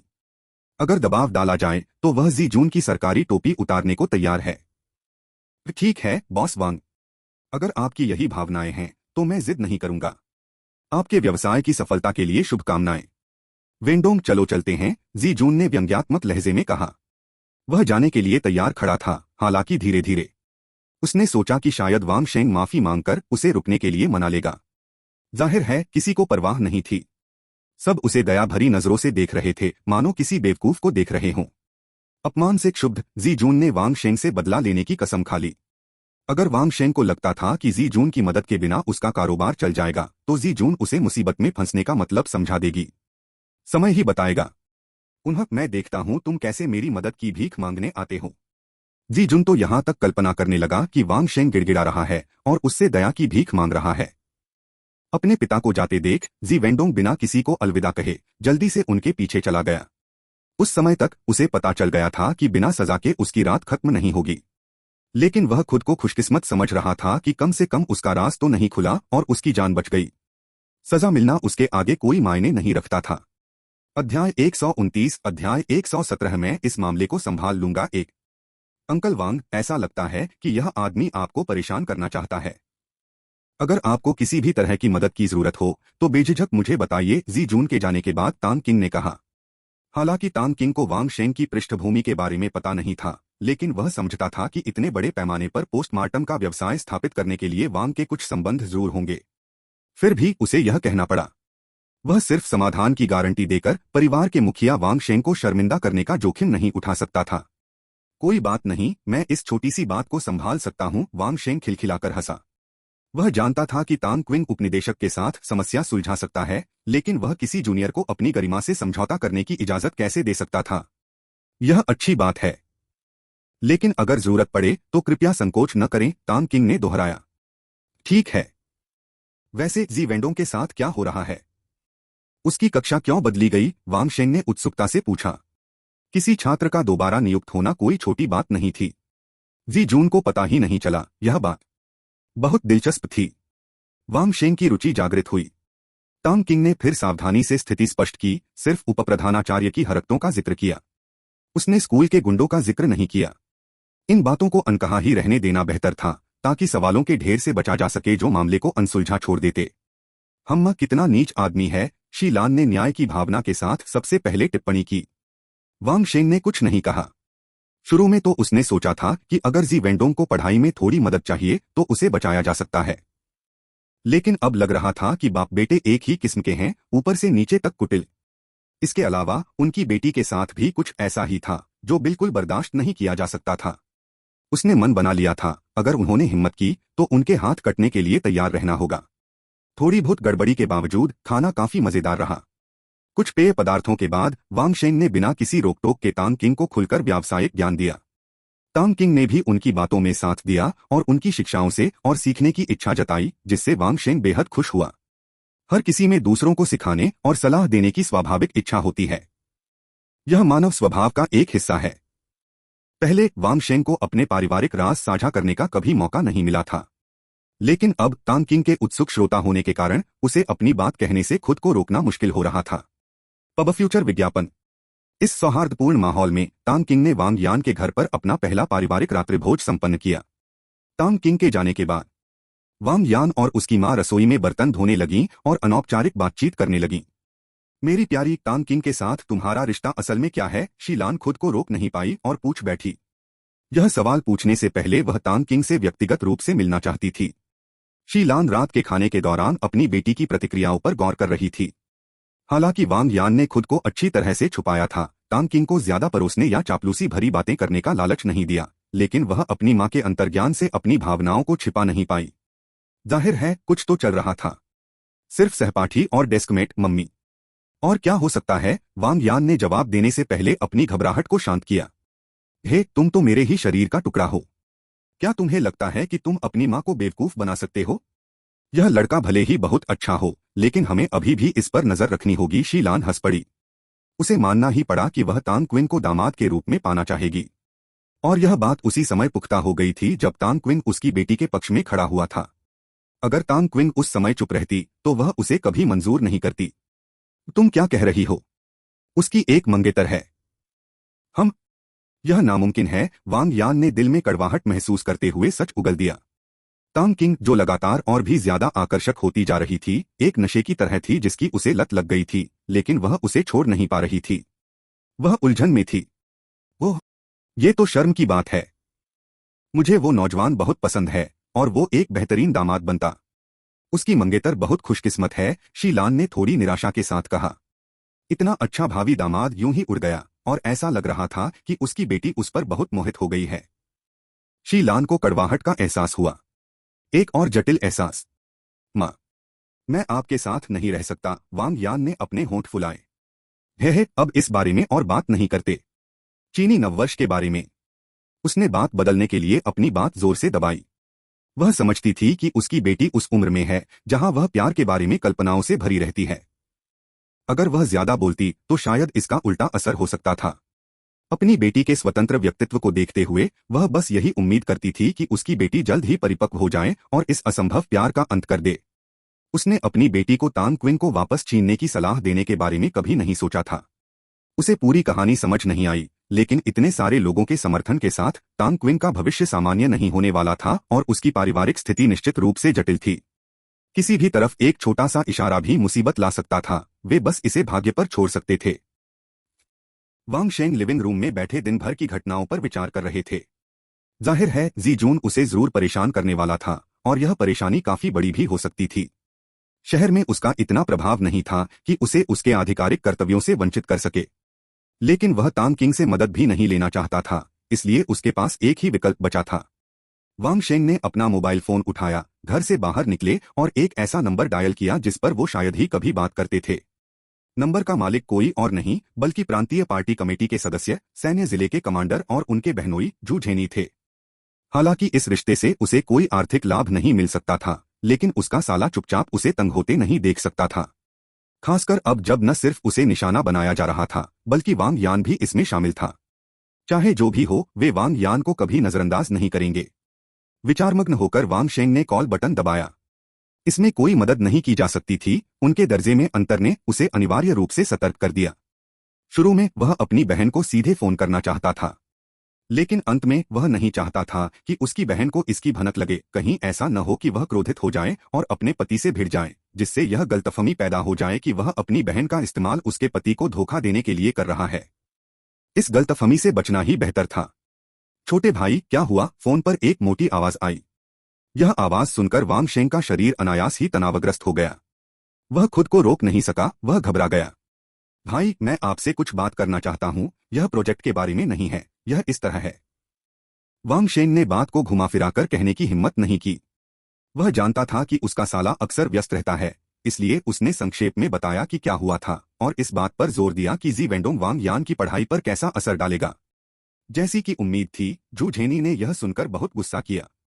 जी जून, जिसे जीना भी नहीं आता, सीट बदलना चाहता है और अपनी भतीजी से अपने बेटे को पढ़ाना चाहता है। उसने तो अपने छोटे भाई को भी धमकाया, यह तो बेहद शर्मनाक है। अरे कमीने, मुझे गुस्सा आ रहा है। छोटे भाई, इस आदमी को मेरे पास छोड़ दे और देख मैं इसे अच्छा सबक सिखाती हूं या नहीं। और बात क्या है? क्या तूने अपनी बहन को अभी तक बताया है? जू झेनी ने गुस्से में कहा। अभी नहीं, मैं उसे परेशान नहीं करना चाहता था, इसलिए मैंने कुछ नहीं कहा, वांग शेंग ने तुरंत जवाब दिया। अच्छी बात है, उसे पता न चले, यही बेहतर है। हम चाहते हैं कि हमारा घर ज्यादा शांत रहे। मैं इसे संभाल लूंगा और तुम बस अपने काम पर ध्यान दो। कानून और नियमों का पालन करना याद रखना। मैं तुम्हारी मदद नहीं करूंगा, लेकिन मैं किसी को भी तुम्हें परेशान नहीं करने दूंगा, समझे? जू झेनी ने वांग शेंग के व्यवहार से सहमति जताते हुए सिर हिलाया। अगर उसकी पत्नी को पता चल गया तो और भी मुसीबत हो जाएगी। जू झेनी अपने साले वांग शेंग से बहुत संतुष्ट थे। इतने सालों में उन्होंने कभी भी अपने पद का निजी फायदा नहीं उठाया था और उन्हें कोई परेशानी खड़ी करना पसंद नहीं था। वांग शेंग ने इन सालों में शायद ही कभी उनसे मदद मांगी हो। इसी वजह से जू झेनी ने इस मामले को साफ साफ निपटाने की कसम खाई। उनके 2 बेटे थे, लेकिन कोई बेटी नहीं थी और वांग यान उनकी इकलौती भतीजी थी जिससे वह बेहद प्यार करते थे। अरे यार, मेरी भतीजी को परेशान करने की तुम्हारी हिम्मत कैसे हुई? तुम मौत को दावत दे रहे हो। इन टू हॉट टू हैंडल प्रतियोगियों ने बढ़ाई गर्मी। हर ब्यूटी, कॉर्लिन फेयर ग्लो हल्दी चंदन स्क्रब, वीरांगना। भाई, मैं समझ गया, वांग शेंग ने तुरंत जवाब दिया। ठीक है, मुझे कुछ काम निपटाना है बस। जू झेनी ने सिर हिलाया और मन ही मन सोचने लगा कि इस काम को कौन संभालेगा। जल्द ही उसे जवाब मिल गया। उसका एक डिप्टी रेजिमेंट लीडर किंगयान शहर के मेयर का भतीजा था। हाँ, वह इस काम के लिए बिल्कुल सही था। ठीक है भाई, आप अपना काम जारी रख सकते हैं, वांग शेंग ने कहा। हम फोन रखते ही वांग शेंग ने राहत की सांस ली। हैसियत में आए इस बदलाव ने बातचीत के तौर तरीकों में वाकई फिसला दिया। वो भी इस सोच से बच नहीं पाया। देखते हैं तुम कितने समय तक टिक सकते हो, वांग शेंग ने मन ही मन मुस्कुराते हुए कहा। हालांकि स्थानीय मामलों पर सेना का कोई अधिकार क्षेत्र नहीं है, यह इस बात पर निर्भर करता है कि इसमें कौन शामिल है। अगर जू झेनी ने कहा कि सरकार में उनका कोई दोस्त नहीं है तो यह झूठ होगा। जू झेनी के लिए अपने जैसे एक मामूली अधिकारी को, जो पूरी तरह से भ्रष्ट था, नियमों की सीमाओं के भीतर भी पद से हटाने के लिए कल्पना से भी ज्यादा तरीके थे। जैसी कि उम्मीद थी, अगले ही दिन जी जून ने अनुमोदन के रास्ते में रोड़े अटकाने शुरू कर दिए। ये अनुमोदन अनुरोध पहले भी पारित हो चुके थे, लेकिन अब उन्हें फोन आया कि ये संतोषजनक नहीं है और इनका पुनर्मूल्यांकन जरूरी है। वांग शेंग इस बेतुकी बात को स्वीकार करने के अलावा कुछ नहीं कर सकता था। ये अधिकारी सचमुच खुद को अजय समझते थे। उसकी समझ बिल्कुल सही थी। अगर उसके कुछ रिश्ते न होते तो भगवान ही जाने उसे क्या क्या झेलना पड़ता। बेशक वांग शेंग उच्च अधिकारियों की खुलेआम अवज्ञा करने की स्थिति में नहीं थे। उन्हें उचित सम्मान और आदर दिखाना था। यह जी जून के प्रति श्रद्धा नहीं थी, बल्कि अपने पद के प्रति श्रद्धा थी। वांग शेंग दुस्साहसी नहीं थे और जानते थे कि वे अधिकारियों से टकरा सकते हैं, लेकिन उनके प्रभाव से नहीं। यह एक बुनियादी अलिखित नियम था। जो लोग इसे लापरवाही से चुनौती देते थे, वे शायद ही कभी इसके पक्ष में होते थे। हालांकि वे निडर थे, उन्हें पता था कि उन्हें भविष्य में भी इन लोगों से निपटना होगा। उच्च स्तरीय निर्णयों से लड़ने की कोई जरूरत नहीं थी। इस आत्मसमर्पण के बावजूद वांग शेंग ने और कुछ नहीं किया। उसने उसे खाने पर बुलाकर भी मामला सुलझाने की कोशिश नहीं की। वह बस एक सामान्य प्रक्रिया की तरह फिर से अनुमोदन प्रक्रिया से गुजरा और जूझेनी के कदम उठाने का इंतजार करता रहा। जी जून को यह बात हैरान कर गई, क्योंकि यह उसके दिमाग में बनी योजना से मेल नहीं खा रही थी। जैसे ही जी जून वांग शेंग के लिए और अधिक परेशानी पैदा करने की तैयारी कर रहा था, मुसीबत ने उसके दरवाजे पर दस्तक दी। शुक्रवार, जैसे ही दोपहर की पारी शुरू हुई, अभियोजक का कार्यालय आया और जी जून को ले गया और उस पर तुरंत दोहरे नियम लगा दिए। जी जून को पता चल गया कि उसका खेल खत्म हो गया है और वह वहीं बेहोश हो गया। 3 दिन बाद खबर आई कि जी जून पर रिश्वतखोरी और भ्रष्टाचार के आरोप में जांच चल रही है। जी वेंडोंग को काउंटी में पहले भी 2 मारपीट के मामलों में गिरफ्तार किया गया था और उसके बाद से वह गायब है। अध्याय 130 अध्याय 118 माँ, एक जवान औरत मेरे साथ छेड़खानी कर रही है। 21 जनवरी, शुक्रवार की सुबह। मौसम उदास था। किंगयान शहर पर धुंध की हल्की चादर छाई हुई थी। लोग अपने दैनिक कामों में लग गए थे। जाहिर है, यह वाक्य सिर्फ शब्दों की संख्या बढ़ाने के लिए था। आज सुबह तांग किंग ने एक बार फिर छुट्टी ले ली। वजह यह थी कि स्काई आई कंसल्टेंसी की स्थापना के बाद से बॉस होने के नाते वह कभी नहीं आए। कल शाम डूजियाओ ने फोन पर अपनी कार्य प्रगति की जानकारी देते हुए इसकी शिकायत की। यह देखते हुए कि उन्हें डूजियाओ से व्यक्तिगत रूप से बात करनी थी, उन्होंने सुबह सुबह स्काई आई कंसल्टेंसी का दौरा करने का फैसला किया। फिलहाल स्काई आई कंसल्टेंसी शेंग टैंग अपैरल जितनी व्यस्त नहीं है और न ही बाहरी तौर पर कारोबार करती है। स्वाभाविक रूप से सप्ताहांत में ओवरटाइम की कोई जरूरत नहीं होती, इसीलिए उसने आज ही आना चुना। डूजियाओ के बड़े आदमी व्यक्तित्व के अनुसार अगर उसने उसे सप्ताहांत में काम करने के लिए कहने की हिम्मत की तो वह जरूर अंतहीन शिकायत करेगी। तांग किंग कोई नासमझ किस्म का आदमी नहीं था जो अपने मातहतों से ओवरटाइम काम करवाता। शेंग टांग अपैरल की मौजूदा भागदौड़ भरी गतिविधियां उसकी शुरुआती सेटअप योजना के व्यस्त शेड्यूल और प्रबंधन के उत्साही उत्साह की वजह से थीं। अगर ओवरटाइम किसी मैनेजर की योग्यता और रवैये को दर्शाता है तो यह बिल्कुल बेतुका होगा। चूंकि उसके पास करने के लिए और कुछ नहीं था और वह बस स्कूल में पाठ्येतर किताबें पढ़ता रहता था, इसलिए उसे आराम से सांस लेने के लिए थोड़ा ब्रेक लेना ही बेहतर लगता। नाश्ता खत्म करने के बाद तांग किंग सुन चाओ के साथ शहर के केंद्र में स्थित तियान्युआन इमारत पहुंचे। यह किंगयान शहर की सबसे ऊंची व्यावसायिक कार्यालय इमारत है, जिसमें कुल 38 मंजिलें हैं। इसका अग्रभाग हल्के नीले रंग के कांच के पर्देदार दीवारों से बना है। गर्मियों के दिनों में चाहे बाहरी दीवार की डिजाइन या सामग्री की वजह से ऐसा होता, यह प्रकाश प्रदूषण का एक तमाशा होता। हालांकि आज चूंकि मौसम धुंधला था, इसलिए यह हमेशा की तरह चमकदार नहीं लग रहा था। प्रवेश द्वार पर लगे विशाल लोगों ने तांग क्विंग को बताया कि यह इमारत लियू कियान की कंपनी द्वारा बनाई गई है। तांग क्विंग उसकी प्रशंसा किए बिना नहीं रह सका। एक बड़े बॉस से जैसी उम्मीद की जाती है, उसके पास अनगिनत व्यवसाय थे जिनसे तांग क्विंग को ईर्ष्या होती थी। साथ ही उसने मन ही मन यह निश्चय किया कि भविष्य में दुनिया भर में जहां भी लोग होंगे वह अपनी कंपनी के विज्ञापन लगाएगा। उसने रेगिस्तान के बीचों बीच भी विज्ञापन बोर्ड लगाने की कसम खाई और आर्कटिक या अंटार्कटिक में से किसी को भी नहीं छोड़ने का। हालांकि उसने समुद्र में विज्ञापन न लगाने का फैसला किया ताकि जहाजों से टकराकर विवाद पैदा न हो। जैसे ही तांग किंग कार से उतरकर इमारत के मुख्य द्वार की ओर बढ़ा, सुन चाओ उसके पीछे अंदर नहीं गया बल्कि कार धोने चला गया। सुबह तो कार साफ सुथरी थी, लेकिन सड़क निर्माण स्थल पर कीचड़ से सनी हुई थी। तांग किंग ने भी कार में ही अपने कपड़े बदले। हमेशा की तरह छात्र पोशाक में ऑफिस जाना तो बेतुका ही लगेगा, है ना? ठीक है, अब और बकवास नहीं। असल वजह यह थी कि उन्हें लगता था कि उन्हें थोड़ा औपचारिक दिखना चाहिए।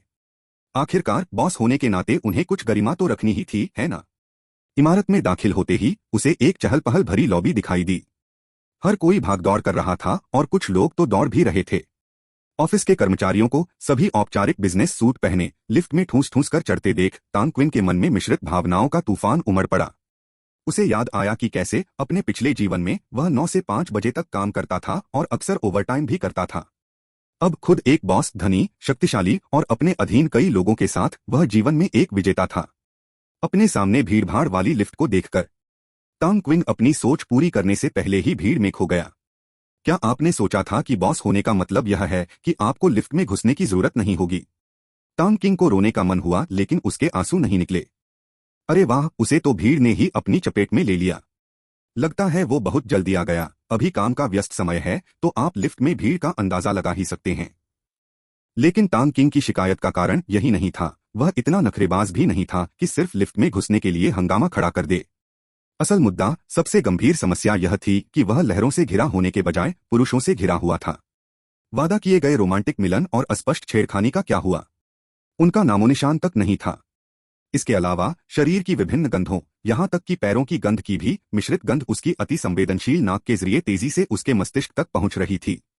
खट्टी गंध। आह, अगली बार वह इतनी जल्दी तो बिल्कुल नहीं आएगा। वह तो सीढ़ियां चढ़कर ही आएगा। लोग अक्सर कहते हैं जो पहले उठता है उसे कीड़ा मिलता है, लेकिन कोई बात नहीं, जो चाहे वह कीड़ा खा सकता है। यह सचमुच असहनीय था। अब वह अपनी पांचों इंद्रियों को भी बंद नहीं कर सकता था। सिस्टम ने कहा कि यह सुविधा दूसरे स्तर के जीन को अनलॉक करने के बाद उपलब्ध होगी। टांग किंग अब केवल एक गहरी सांस लेकर उसे रोककर सहन कर सकती थी। डिंग। जल्द ही वह 18वीं मंजिल पर पहुंच गया। टांग किंग जल्दी से लिफ्ट से बाहर निकला और ताजी हवा की गहरी सांस ली। उसे यह देखकर आश्चर्य हुआ कि 2 मिनट से ज्यादा सांस रोके रखने के बावजूद उसे कोई तकलीफ नहीं हुई। हालांकि उसका यह आश्चर्य कुछ देर के लिए ही रहा और तुरंत ही उसके दिमाग से निकल गया। पहले ही बहुत कुछ अनुभव कर चुका होने के कारण इतना छोटा सा बदलाव बस कुछ पल के लिए अविश्वास का भाव ही पैदा कर सकता था। टांग किंग ने इधर उधर देखा।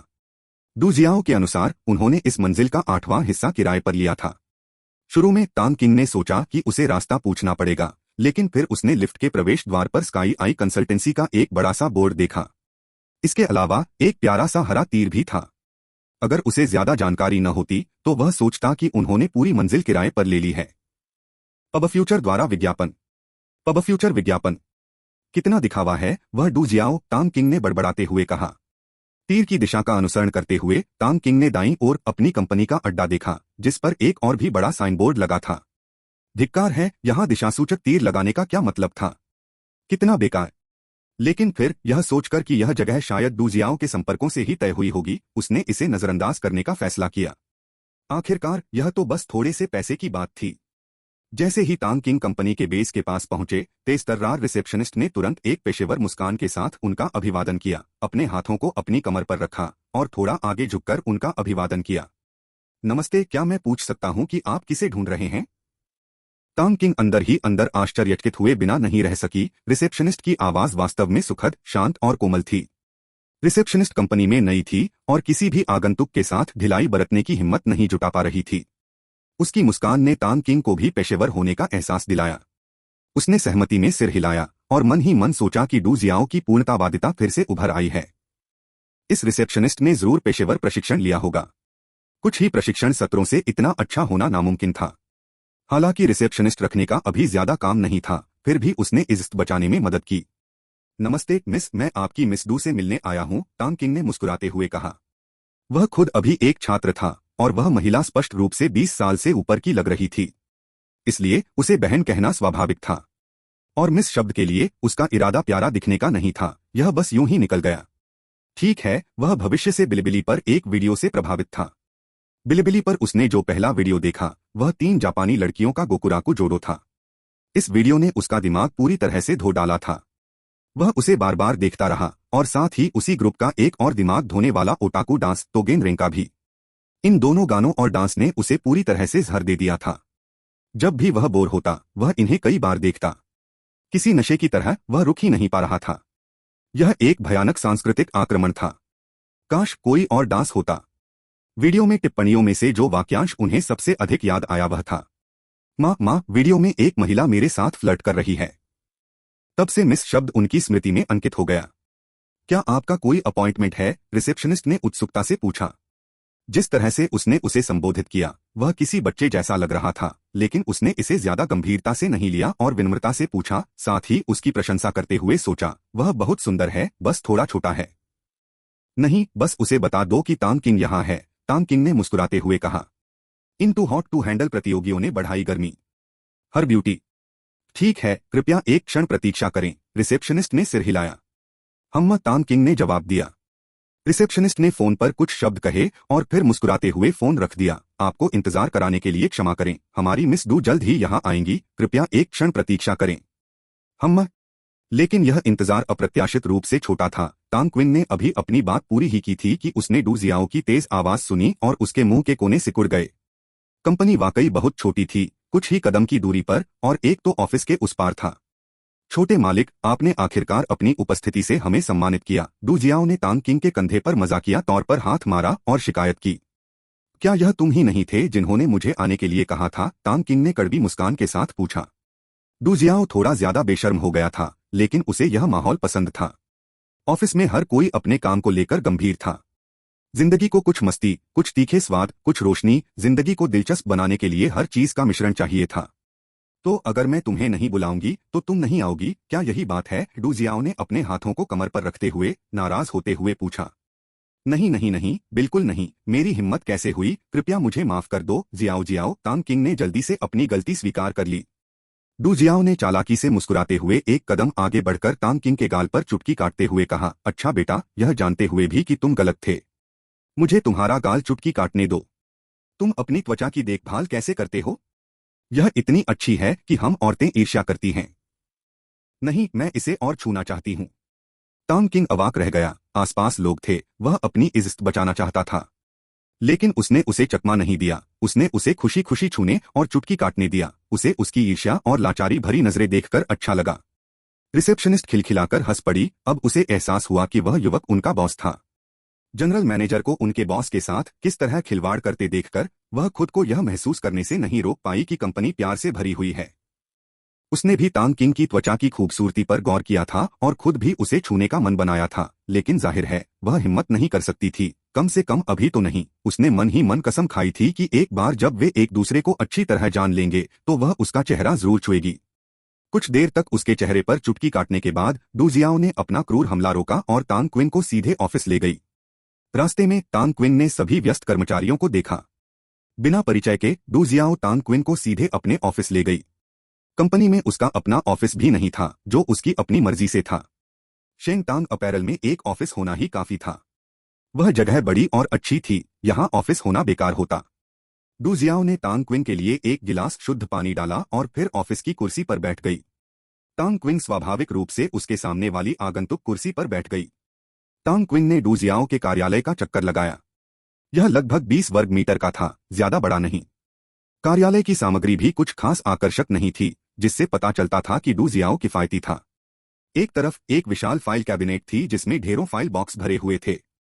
तांग क्विन ने सिर हिलाया। इस कंपनी का मुख्य व्यवसाय खुफिया विश्लेषण और सूचना अनुसंधान और संकलन था। मुख्य उत्पाद सूचना थी। उसने पहले बताया था कि कुछ महत्वपूर्ण दस्तावेजों का कागज के प्रारूप में बैकअप लेना जरूरी है। इन कागज की फाइलों की तेजी से बढ़ती संख्या को देखकर तांग क्विन समझ गया कि कंपनी को स्थानांतरित करने का दिन दूर नहीं है। यह भी उनकी एक गलत गणना थी जो उन्होंने पहले की थी।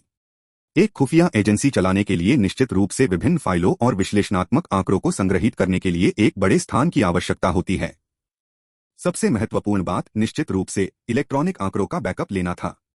कागजी फाइलें केवल एक महत्वपूर्ण एहतियात थीं ताकि कोई भी ऑपरेशन में बाधा न डाल सके और कंपनी को पाषाण युग में वापस न ले जाएं। वहां सबसे गोपनीय जानकारी को सुरक्षित रखने के लिए एक बड़ी तिजोरी भी थी। बहुत अच्छा।